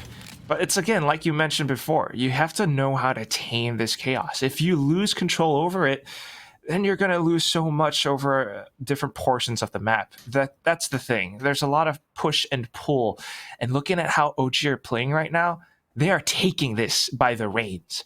AECL, on the other hand, trying to set up some kind of a split play towards the A site. Unfortunately, they just walk straight into Sway's crosshairs. Yeah, the panel was talking about the operator from Sway as well, and you can see how lethal it is. Getting that first kill on that Neon allows her to reposition back into safety, find another angle yet again, and on Fracture, there are a lot of these angles to clear, because like you mentioned, it's a map of chaos. There's 4 quadrants that you can come in from. It just makes it so difficult to... you might think it's difficult to choose which one to go to, but or defend rather, but it looks pretty easy for Orangutan because they're finding these defensive stops, and that's exactly what they need against Alter Ego Celeste. And we're seeing where the Cypher shines here. Look at that. They're getting trapped, they're getting slowed. Yes, there's another trap for Ayumi. She gets caught yet again, and Chloe might be able to take her down. The overdrive was committed, and she does get taken down. The child is going to be there to stop them from taking the Vandal as well, and it's just very important for them to stop them from taking this. And Mary picks up the gun. Is gonna get taken down by T'Challa. They've only lost Chloe, who was the anchor of that site. And Orangutan, oh my god, they're just playing so well. Chloe, she's gotta reward herself with a glass of water after that one because it makes you thirsty. The way that you set up those tripwires on the site, it's almost as if she intentionally put those up just for Aneri, just to deal against whatever Neon player that ACL are gonna have. And when you have things like that, you disable your duelists, you disable your sharpest players, and it makes it so much easier for the rest of the team just to come in and pick everything else apart. And looking at the two teams, Orangutan, 5 ultimates ready for them. They have the gun advantage as well as light armor onto Now, Uni. where to Economically, set they're up doing shop? so This much goes better. This here. 3-2 is not as close as it seems because Orangutan, just resources-wise, are much further ahead from Alter Ego Celeste. Yeah, look at that. 5 ultimates. They have so much potential, so many options. It's up to them what they want to do, and what they want to do right now is to just be patient. Let's just chill. Let's wait. Yep, options are great, especially in a map with 4 areas that you can actually go from. But it looks like Orangutan are going to be ready for this anyway. Look at the rotations. Chloe was on the B side in this previous round, was rotated onto A. Keeps them guessing where these tripwires are. And there's also 3 players. She's not a lone Cypher. She's not a lone anchor here. There's 3 players ready for retake, ready to put some pressure in. There's Rolling Thunder getting committed as well as Casper. Fries a Oh my Yumi with a God. volley. Nancy finds one, but it gets traded by Japips. And they're just buying so much time for the rotations to come in. Looking at the defenses, they're already making their way in. Sway is even there to just catch anyone who no. wants to rotate back. And there he finds the first kill onto Casper though. It's down to a more manageable 30 seconds 3v3. left.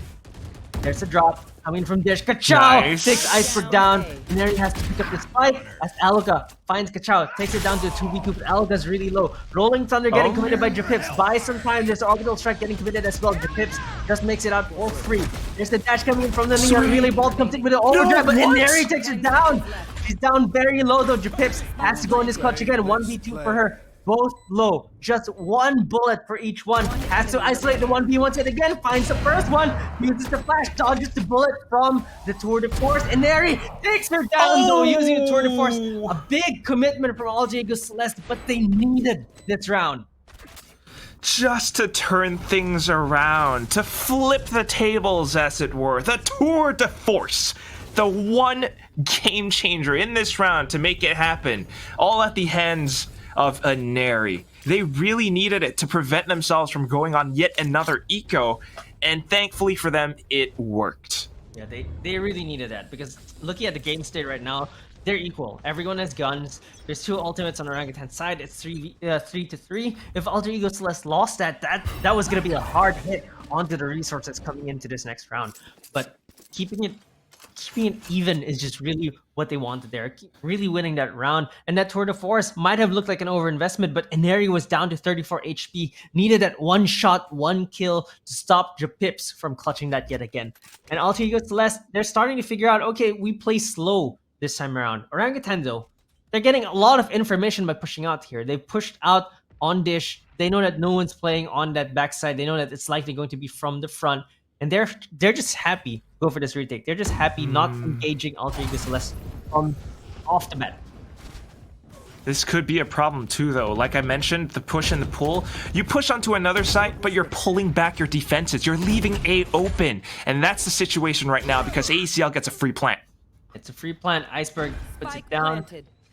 Retake is about to mount for the side of Orangutan. There's no one pushing in from the flank, so they're just gonna have to play from Dish and from on. Each shot coming in, the really bolt. The stun coming from the breach as well, buying so much time. There's a stim as well. They're gonna use that stim and try to clear that corner. Uses the KO no command as well to disable a little bit of that utility. Mary is down really low, but she finds 2 anyway. It doesn't matter that she's down 30 HP. 1 more shot to kill, but she finds yet another kill, and it's gonna be a flawless for Alter Ego Celeste. They played it slow. They played it perfectly though.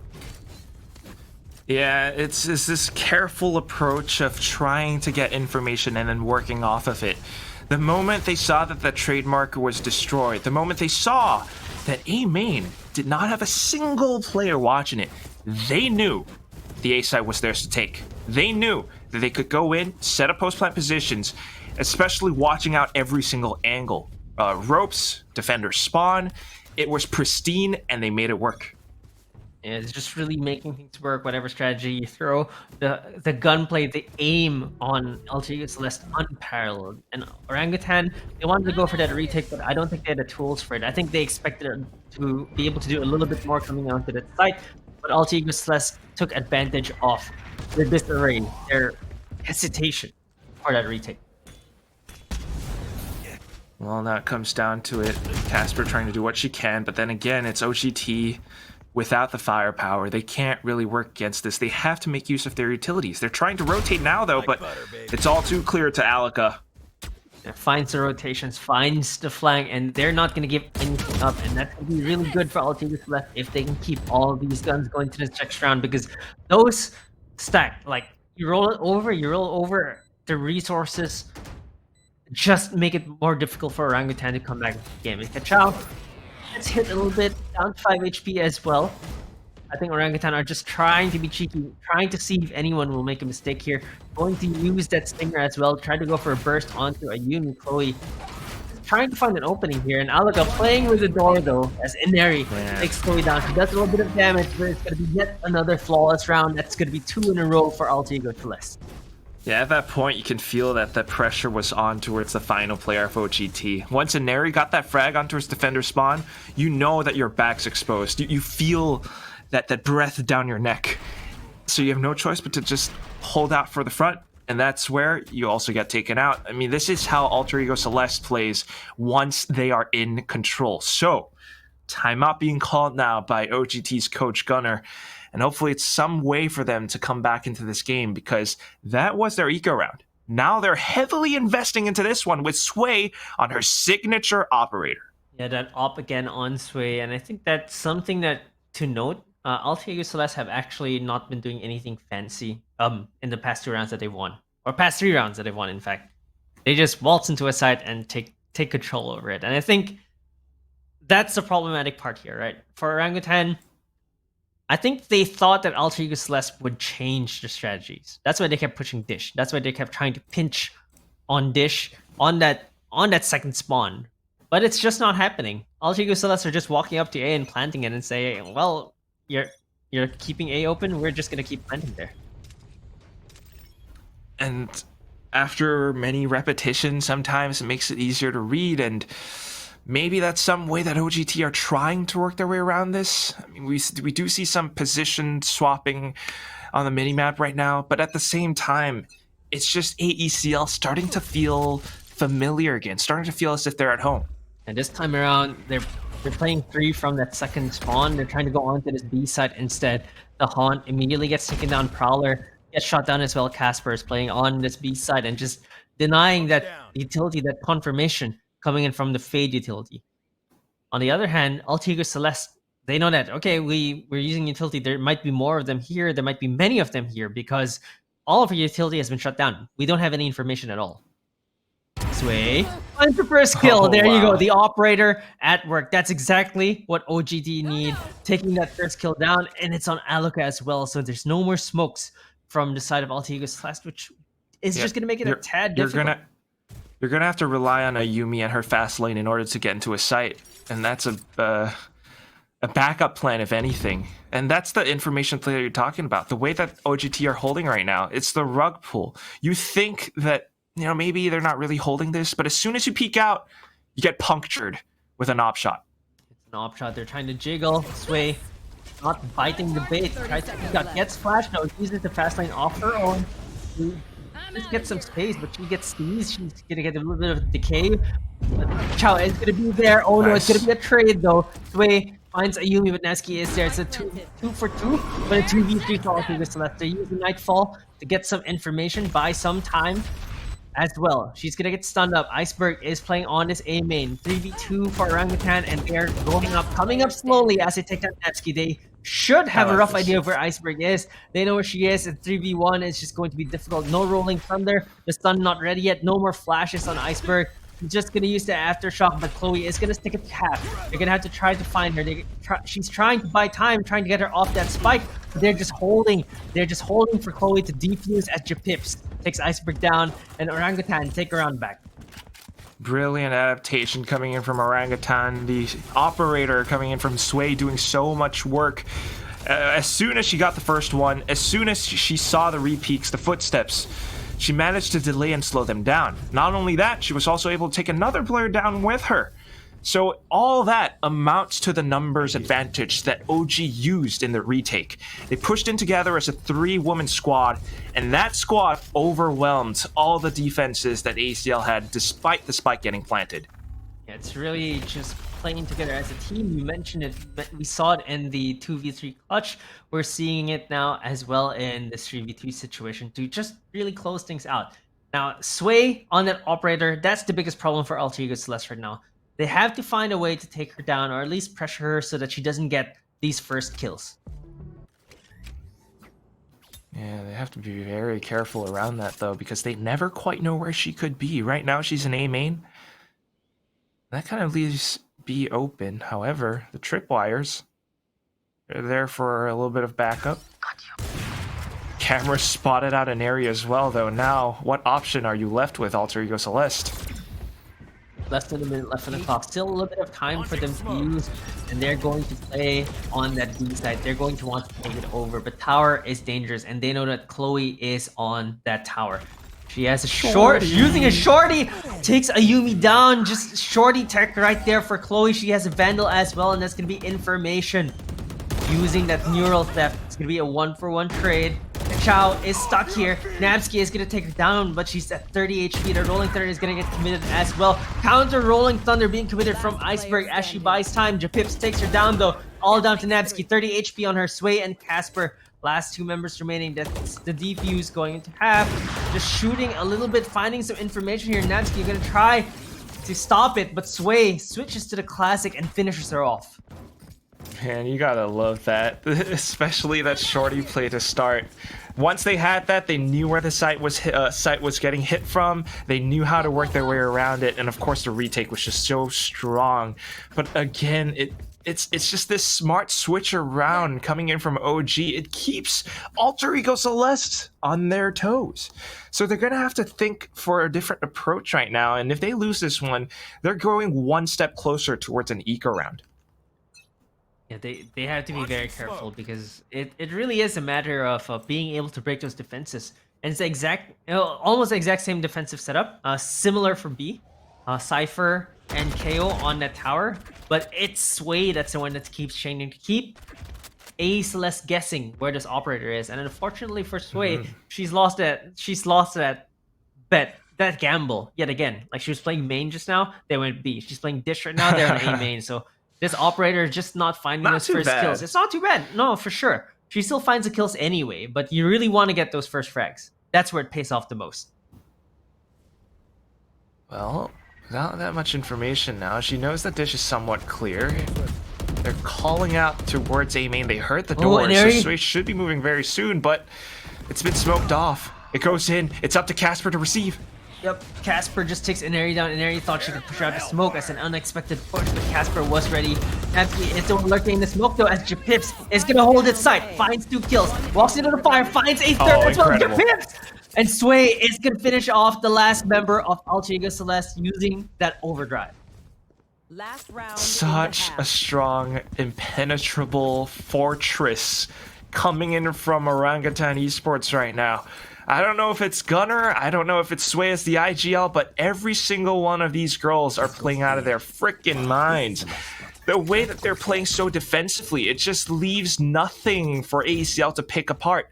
Nothing for ACL to pick off. Especially with the looming threat of that operator. Last round of the first half now, and I don't know how they're gonna find it. Not sure either. Sway finds the right place now, but unfortunately for her, all the utility shuts her down, and Neon on Neon, Ayumi is able to chase her down and put a bullet to the back of her head with that Vandal. 4v5 now. Great kill onto Sway though. They needed that. Alter Ego Celeste needed that to equalize this first half. All those other kids with their pumped up kicks. You better run, you better run. Can't outrun that bullet. Now back into it though. They might have gotten control over Dish, but look at what's happening on the minimap. They're actually playing all over. Oh, it's a fake Nightfall, but Tower is holding strong. I think Orangutan have an Inkling, and there we go. Kachao gets taken out though. That Inkling unfortunately costs Kachao their life.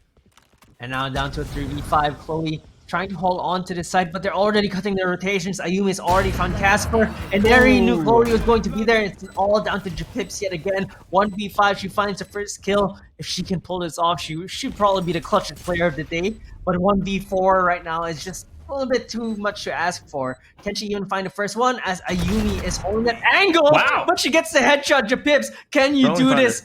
You mad woman, can you actually find all 5 of them? Because Rolling Thunder is ready, and she's gonna use the tower. It's gonna get cleared, it's gonna get stunned up. She's gonna push forward, gonna try to find Nabsky, who's trying to buy some time. That Celes is not gonna find her. Japips, time is ticking though, as Nabsky is gonna take her down. And looks like a repeat of map 1, 6-6, coming into the second half. And Alter Celeste, they found a way to call back into this game. It's a pretty cool attempt, but like you said, Marquis, those first kills really are just that impactful. Taking down Sway and taking away that operator opened up so much more. So we're going to throw it back to our panelists for them to break down as we go into halftime. Laika and Donut, take it away. Thank you so much to the Quacky duo. It's 6-6 on the scoreboard over here, fellas. And I just want to sincerely apologize to all of the Cypher mains out there for even doubting the possibility of being using this agent rather over here on Fracture. I mean, Chloe, phenomenal with the Cypher usage over there. Just switching it up with the setups over here. And Sway just backing up by getting that first pick in. But I want to know, what's on the other side over here, Donut? Well, at least for Alter Ego Celeste, right? What we saw from them is, again, a little bit of hiccups here and there when it comes to the first half. But they're able to close out with a 6-6 only because of 2 things. When they realize that, okay, we can't really rush into these sites, what they do is just they waltz into the sites. They just tiptoe their way and they gracefully finish the round. A little bit after, of course, OG just figured this out and make sure that they wanted to just really capture and get these first kills on the board. And that was what was offered by Sway's operator. It just goes to show that both of these teams are just adapting on the fly. They're ready to switch up the tempo, the pacing, just to make sure that they get those rounds in. It's just very important. I am a little bit worried on the side of OGT. I mean, I loved how the Cypher utility was being used there, obviously. But I have a lot of questions over at the attack. Do you have any scenarios on your head on how it's all going to come into play once they go on the attack side? Well, I think it should be about the duo system for OGT. I mean, we all know that maybe a Cypher can be self-sufficient here, but you only have 2 traps to use in terms of really looking out for the flank. Yes, you can use one trap to really cover one side of the map, but then use the camera somewhere else. But once that is destroyed, you don't really have that much to work with. Not unless we also see that type of Haven play wherein Chloe is going to be the one together with the rest of the team of OGT and then push out and then maybe let somebody else really be responsible for that flank. And we saw how much Japips can actually hold on her own, right? With all of these clutches, with all of these kills that she's able to take, together with Casper as well, assisting with these frags. So I really don't have any doubt when it comes to the attack, but it's just about how they will execute getting into these sites. Then execute is the wordplay over here because we're going to be passing you guys back to our very execute casters.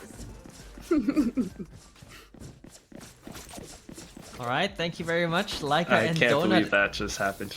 Yep, but that definitely just happened, and what's happening right now is yet another 6-6. Now, the roles have been reversed though. Orangutan were the ones who struggled on defense on Haven, and this time around, it was a 6-6 for them. They were able to stop the onslaught from Alter Ego Celeste, and we saw Orangutan's attack side was actually pretty good, and I think that this is their map pick. Coming onto the attack side, they're definitely very ready for some executes. Now our Alter Ego Celeste ready to receive that, as it's going to be a quick push. It's Alter Ego Celeste pushing forward. Immediately a kill onto Ayumi, who gets a little bit over aggressive. And Orangutan were ready to catch that. The rotations coming in for Alter Ego Celeste already though. 4 members already on that B site. As Orangutan pump the brakes though. That's a good change of pace as well, because if you're ACL now, you're not quite sure where to go, what to do. And then they're also sending Chloe all the way down to tunnel. which could set up for a potential flank. So it depends on how much information Inari gathers, because if you're taking a look at the minimap, Alter Ego Celes are also controlling the other side of defender spawn, of attacker spawn, excuse me. So a lot of question marks, and it's all up to OGT about how they want to traverse around the map. And Inari gets a little bit of information, but then look at where the hit's going, Marky. Yep, the rotation's already getting baited onto this A side, but it's actually going to be a B hit as Chloe actually realizes, okay, there's really no one here. A is going to be pretty clear, and Alter Ego Celes finally realize, okay, they're actually going to B. That spike is still pretty far away from the plant area though, and it looks like it's going to be Sway instead that's going on this full flank. Wow. As Chloe takes the first kill onto Namsky, this site is going to be hard to retake because that Cypher is already able to set up, but it's going to be easier if you take her down as Alka gets the headshot. Switches onto the Ghost as well, and Neri picks it up. Iceberg gets taken down 2v4 though, and Neri is so low. They're going to have to play this perfectly if they want a chance to win this, as Sway finds some information, knows where they are. And Neri creeping up to the side, and with Alka as they take down Kachao. Oh, no. They might be able to hold this. There's a stun coming out. Sway gets taken down, but Alka Incredible. stunned and in that corner gets taken down by Japips. Orangutan take the pistol round. Man, Marquis, every time I see some kind of a wide flick coming in from Sway or Chloe or maybe even Napsky at times, you're gonna hear my Owen Wilson impression, and that's just, I'm just, wow. Like, Wow. oh no, I can't really believe what I'm seeing right here, because it's just so sharp, so good. It Wow. really is. It just, Right there. that's all I could say. It's just wow. And normally we see Alter Ego Celes with that kind of wow aim, those wow duels, but it looks like Orangutan are just really giving them a run for this money in Fracture. Coming onto this B site, it's Orangutan rushing in this time around. All 5 coming in from the second spawn, and it's Alter Ego Celes trying to rotate back and trying to scramble in with their guns. That shorty is going to be pretty ineffective in the hands of Iceberg because the space has already been made. The distance, the separation from these pistols against these Spectres, just going to be difficult for them to retake this B site. Certainly difficult, but they're still going to try. But this one sky smoke is just too tall of a task for them to break through. You're there's certainly a going to spray- try Oh! to. Oh, She okay. finds one blind, 1-for-1 trade with that Sheriff. And it's going to be Inari finding a kill with that Headhunter as well. Of course, that's a Sheriff in its own right. An even better Sheriff. So if there's one to fear, a chamber to fear, it's going to be Inari. She gets suppressed though. That's going to be a classic. A right click onto Kachao. That Shorty is going to take down way. Chloe as well. That's going to be Alka trying to stick the defuse. And oh my god, Alter Ego Celes had no business winning that round, but they seal it anyway. We will not have history repeat itself right here on this battleground, says Alter Ego Celeste. And I just gotta call back to what we saw happen on Haven, right? It was 6-6 at the end of the first half, and then Alter Ego Celeste won pistol, and then they won 6 rounds in a row. This time around, we had OGT winning the pistol, but then they lost the subsequent round at the hands of classic right clicks and shorties. And a blind Sheriff shot to the head. That's ridiculous. Yeah, a Yumi with the high gear that way. Just wow. It's just too much. I think OGT were not ready for that, and it looked like they had the post plans, but there was just so much chaos coming in. The relay bolts, the stuns, the fade utility, all of that coming in just made it so difficult for them. As Sway gets a kill onto Inari with a headshot with a Sheriff, but Ayumi is going to be there for the trade. Just making sure her fallen brethren did not give her life up for nothing at all. It's going to be Nabsky finding Casper as well. And Alter Ego Celes are holding strong. They have not found the spike though, and the spike is going through the ropes. And I think they're going to hear that. Not sure where the spike is going to go yet though, as it's going to be the frenzy, not finding anything. Japip spraying wildly, only landing one bullet onto Ayumi. And the spike, don't think they have the mobility or really any tools to get onto this B site to get that spike down. And I think that's what Orangutan really wanted from this round. Unfortunately, they can't get it, though. So once more, the Sheriffs, they slowly transition their way across the tunnel, but at this point, they don't have enough time to really hit towards the A site, and Ayumi has already gotten information. I feel like this chapter has already been written. Yeah, it's pretty much decided already, unless Chloe pulls off some really crazy shenanigans here as she picks up a Vandal. So that's gonna be pretty dangerous if she's able to find Ayumi first, who hides in the corner no though, way. waits for the trade. Chloe gets the first kill. Can she find Would you Ayumi? look Yes, at- she can! Wow! And if they can get a spike down, it just might be doable. There's a Molly that's going to come out though, and Kachao just might die from this. Alka gets Chloe down. Kachao is still alive, but she has to jump all the way to tower. 1v2 for her right now. She does have the Vandal. Can she clutch this? Does not find the first kill. They're already creeping up. They're already pushing up the tower. She gets flashed, and she's gonna get taken down by Alka with that Spectre. Alter Ego Celeste, save it. Save this round. Even tried to avoid that flash, but unfortunately, despite all those efforts, it's again Alter Ego Celeste and their numbers advantage, their firepower. I mean, you have to think and look at how this team plays early round. Most times you would expect something more like an orchestra, a symphony. You know, every single instrument, every note has to be perfectly timed. But these girls, no. They're playing jazz. They're creating chaos. They're intentionally pushing out at weird timings, weird places. And Ayumi, with her high gear, flowing back and forth that way, it throws OG off guard. Yeah, they really just get not ready for these pushes. Sometimes they play slow, sometimes they play fast. Like you mentioned, it's not that simple. It's just a matter of where Alter Ego Celeste feel like they can pressure a little bit more. And that's gonna be information for the side of Alter Ego Celeste as Iceberg finds Sway. Still hiding behind these boxes as the rotation's already coming in for Alter Ego Celeste, but look at where the spike is going. It's actually going onto this A site. It's slowly making their way up the chamber, and Neri is still holding a main though. And she does have a trademark. She does have that trap to find out that, you know, people are pushing up dish. Oh, Ayumi takes Japips down. They found my trap. And this scattered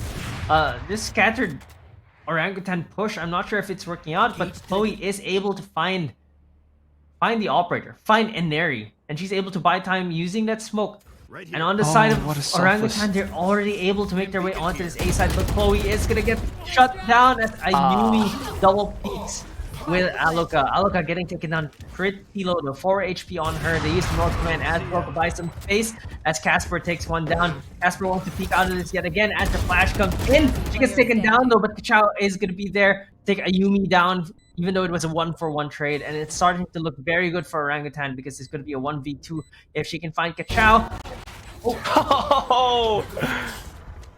Does not find Kachao at all. Namsky just gets taken down. A little bit of a slow crouch into peaks and into Kachao's crosshairs. And again, this win comes at the cost of Chloe's altruistic sacrifice. She drew all that attention to herself on attacker spawn. She kept Inari's operator onto her with a little bit of a jiggle peek, with a cyber cage. They wanted to take her down, and they were a little bit distracted. It allowed for that push from Dish to come through, and once they had that, they were able to push in to seize the initiative. Yeah, it's really just being able to get that retake in, rather than push in. And Alter Ego Celeste the retakes were just stopped in their tracks. And Chloe, like you mentioned, it's a sacrifice from Chloe that really made it happen, being able to get onto that A site. But now that they're on an anti-eco Orangutan, they have to be very careful, because giving up one gun to any Alter Ego Celeste member just might spell doom for your team. Because one Vandal in the hands of Inari, Ayumi, any one of them could just be so difficult to win this round. And Orangutan are playing slow, are playing safe right now. Deep smokes in the water, just to prevent OGT from really pushing out or getting that much information. But again, it's all these angles being held, Marquis. It comes down to that peak, that one point of contact. If an Aerie falls, so will the rest of this Tower of Babylon on B. She's not going to fall, though, as she finds the first kill with a Headhunter. Alga finds one of her own with the Sheriff. It's definitely not going to be safe against these girls, because Alter Ego Celeste are here to play in. Even though they're on eco, you just gotta be careful off your head. There's Overdrive getting committed as well. Okay. Ayumi does not get the hits, though, as Inari finds yet another kill with the Sheriff. Japips only gets one as Nadsky sprays her down. Come on! And Aloka with a headshot again on the Sheriff. They're going to steal this round. They're going to win this thrifty against Orangutan. The tower's guards. The moment there's a call to arms, everyone arrives on time. And it's so clean, so perfect. Even landing shots with the sheriff, even being able to rendezvous away like that for free. And it all starts at the hands of Inari. And not to mention, I mean, even the stinger as well from Napsky, that shows that this gun is indeed accurate at certain ranges right now. With the recent buff, it pulls AECL back into the game off of a thrifty. After a loss like that, yeah, timeout. For sure. That's a morale breaking round. Like they had the guns. Alter Ego Celeste, they didn't even commit that much. Like normally on Ecos you'd see a chamber use a tour de force. They did use a commit to overdrive, but they had sheriffs, mostly sheriffs in their hands, and they were able to steal around the way. Orangutan, they wanna slow that out, slow that down, because man, like you thought you could win against Alter Ego Celeste. I think that's basically what I'm thinking right now. Like when I want to talk to Orangutan, you thought you could win against Alter Ego Celeste doing the same things. You cannot, because they find ways. They find ways to exploit your plans, your post plans. They find ways to exploit you on defense. They find ways to exploit you. Period. Because that's why they are the reigning queens, the goddesses of Game Changers APAC, because they have been so dominant. They've found ways to adjust. They found ways to get better against any team, anything you throw at them. And I just want to point out the scoreboard right now. I mean, it was there, but now it's gone. Every single one of them are up by 2 digits, except for maybe Iceberg. But again, that's the power that Alter Ego Celeste has. This time, though, OG going fast off the timeout. This is a call for sure, and they're trying to make it work. However, AECL are playing retakes, and Sway has run out of the overdrive. Sway, only with a classic, has to basically find a way to get kills without a gun this time around. There's the Nightfall coming in. Gets a little bit of information. You know that some people are at tower. Chloe gets a little bit too curious, and Neri takes her down with a tour de force. And it's starting to look dangerous yet again for Orangutan as they lose Kachao as well, now down to a 3v5. They use the Rolling Thunder to get Alka off that spike, and they do get a kill, but that's a quick trade for Ayumi, and they're falling down one by one. They're falling down like flies, all down to Dripip. She's the one who used the Rolling Thunder, but against a 1v3 with a Spectre, how much can she do? She swings out, and she just gets taken down by Ayumi. And Alter Ego Celeste, they're starting to reach that double digits. They're starting, they've got 10 rounds in their pockets. That's one thing that I think we're not pointing out enough is timeouts, right? They're great, and they're tactical pauses that allow for coach to speak to their players, to discuss plans, to discuss possibly mistakes even. But both sides can make use of this. In all the time that Gunner's talking to OGT, and all the time that they're setting up for this specific play, Alter Ego Celeste are doing the same thing, and they read them that time. They set up for the perfect retake. The retake was great. The economy is even better because right now they have full rifles. They have an operator on an area as well. On the other side, Orangutan, it's gonna be a half buy for them. A stinger, a sheriff, well, 2 sheriffs, a frenzy, and a marshal. You know, Alter Ego Celeste, they've stolen so many thrifties that for the side of Orangutan, it feels like they haven't, because all the thrifties typically just seem to go so one-sided. And for the side of the ones who get the buy, of course. But Alter Ego Celeste find ways. They find ways to win them. And this time around, it's OGT just going to try to find a way as Sway gets a headshot onto Inari. That's the operator down. A Marshall, 950 cred gun against a 4.7 cred gun. Doesn't make a difference if you get a headshot. That's the strength, the power, the star power. If you can make it work, it is beautiful. But to be able to be that consistent with it is a whole other thing. You're going to have to be so careful. And OGT, that's what they're doing right now. Slowly making their way, traversing across the map back towards the B site, because those defenses have been weakened. But Alka, dancing across. Just dancing across, just buying some time for our teammates to try and rotate in. Wow, my god. Yep, she's just spraying through smoke. You know, it's really close. Again, it's the little things, right? But the little things are going the way of Orangutan this round. And Alter Ego Celeste, they're the ones finding the flank as Ayumi gets the first kill onto Sway. That's important. That evens things out. It's gonna be it's an eco for Orangutan. So they do have the firepower on the side of Alt Ego Celeste, and they're taking them down one by one. One in tower, one in main. Can they just clean this up? Can they get the defuse? There's a kill from Nevsky onto Casper. Last one in tower. What can she do? What can Chloe do? What she can do is pick up this operator and try to save it. Praying for her dear life as she almost gets spotted by the Haunt. 9 HP on to Chloe, and she can... Oh, I was gonna say pass that operator on to Inari, but she... or not Inari. Sway. Sorry, Sway. But rather she keeps it herself. Oh, maybe it's just for now. Who knows, you know? But she also is Sentinel, so she could use it to defend. Passes it to Kachao instead, so that's interesting to say the least. But again, that spike plant just gave them a little bit more. Just a teeny bit more as Orangutan are the ones trying to get back into this game. 1-for-1 trade. Sway gets taken down. And it looks like they're slowly finding a little bit of gaps in the defenses, in the armor from Alt Ego Celeste. Though they're not finding them cleanly. It's still a 1-for-1. No extra damage done, but that's the utilities coming out from the side of Alt Ego Celeste.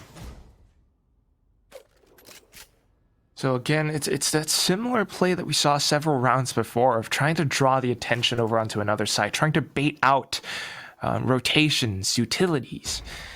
Alter Ego Celeste not committing all that much though, and now after the sky smokes are deployed towards the B side, it's all too clear. They have to go in fast.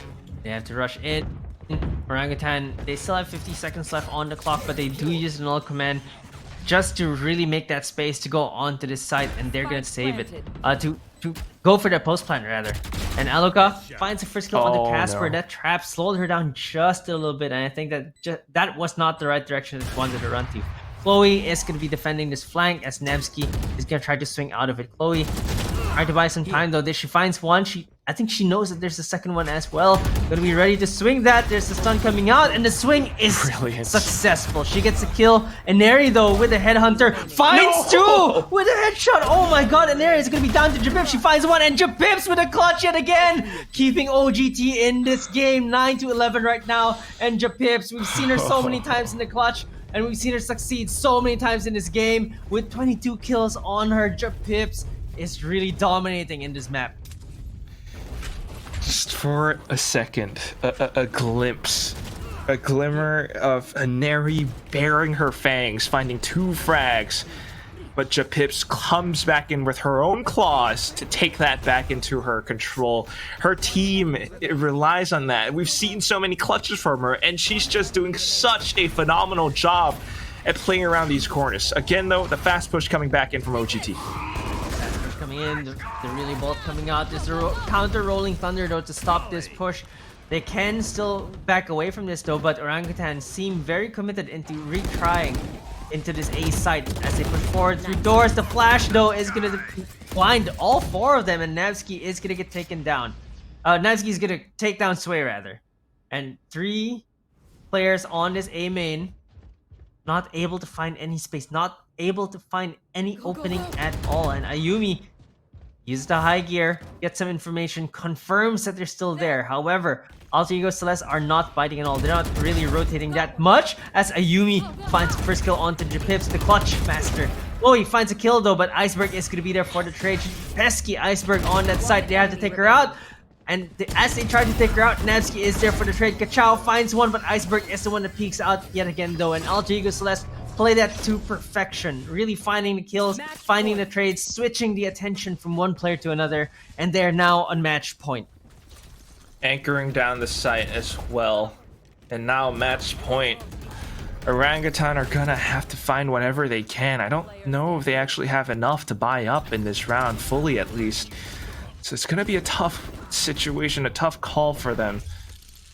But they're still gonna have to make it work. Oh, they don't have enough Marquis.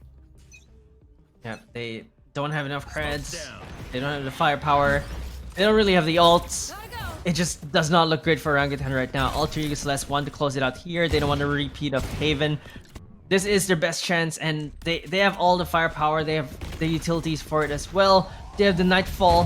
They just need to hold as Iceberg does hold. Finds one, finds two. The orbital strike getting committed, but Iceberg is gonna make her way out of this. Kachao is gonna get hit by the Prowler, but she finds Alika anyway. Navsky is gonna be there to drop Casper though. As oh my god, in the blink of an eye, Alter Ego Celeste just secure that. And look at that, they were surprised. They were like, oh, we finally got it around. And it's gonna be a 2-0 against Orangutan. And what a valiant effort for Orangutan though. It was not a one-sided match by any means at all. It was pretty close.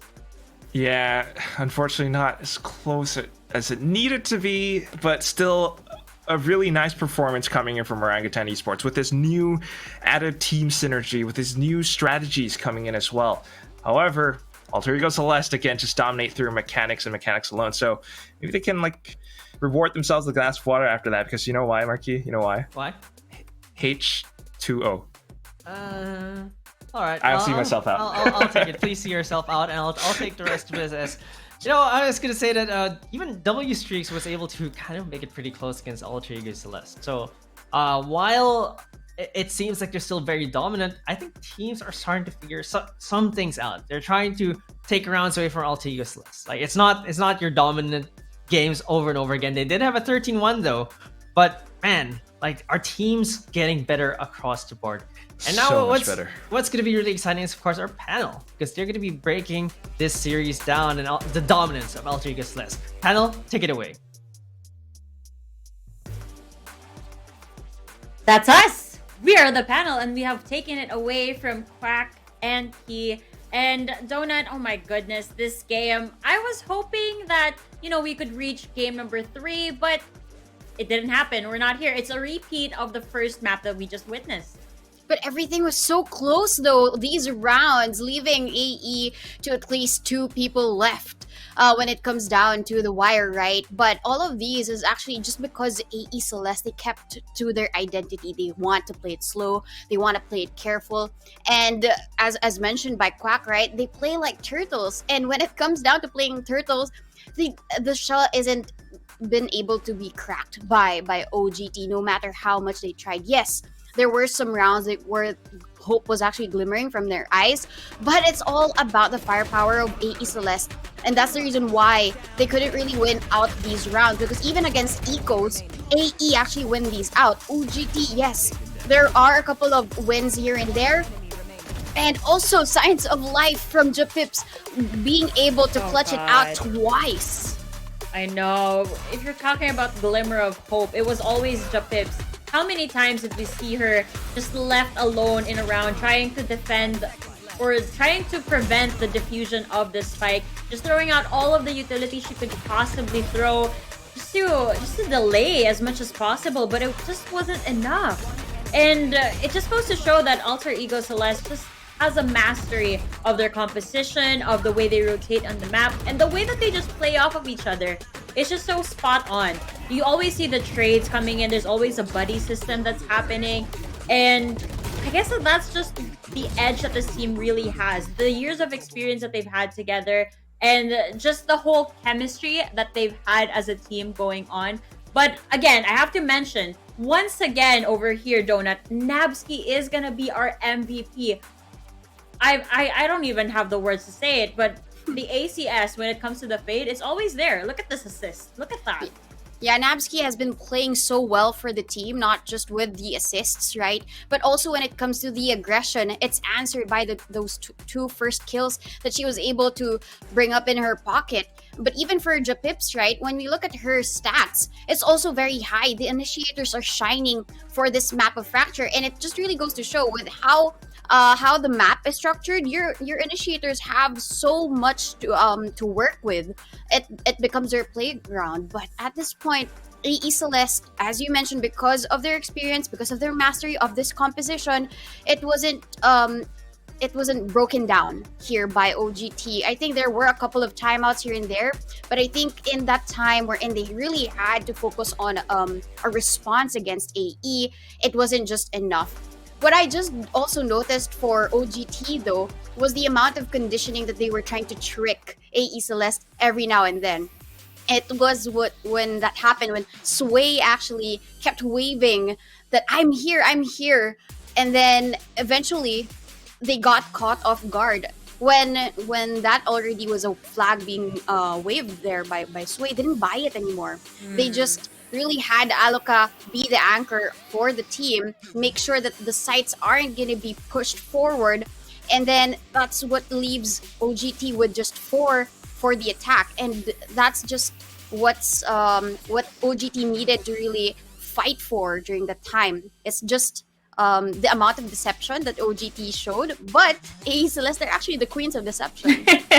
Yeah, they really are. And I think that in a sense, I don't want to say desperation, something along the lines of that. They were trying to be as creative as possible to bring out all of the strats that they could, especially on Fracture, which is still a little bit tricky to this day. I know it's not the newest map, it's not Pearl, but it's still a little bit tricky to go around this map. There are so many possibilities, again, with the way the map is layouted in the first place. It's just how it is. And so with the adjustments and the compositions in the first place we're in, I'm very happy, by the way, that it's becoming more initiator centric over here on Game Changers. I love to see it. I mean, we've talked about the information and the offensive and everything that goes along with having an initiator on the team just come into play. But in the meantime, folks, we are going to be going on to a interview. So why don't we go ahead and welcome our special guest over here on the desk. We have Aloka from Alter Ego Celes.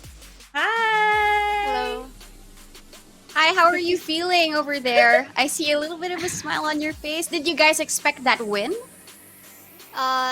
Yes, we expect it because we have been prepping a lot for this tournament. So we know that we gave it our best. Aw, I love that. I love the confidence. Like, yeah, we expected that we're gonna win. But let's talk about the games that you had over here, especially with that first map over at Haven.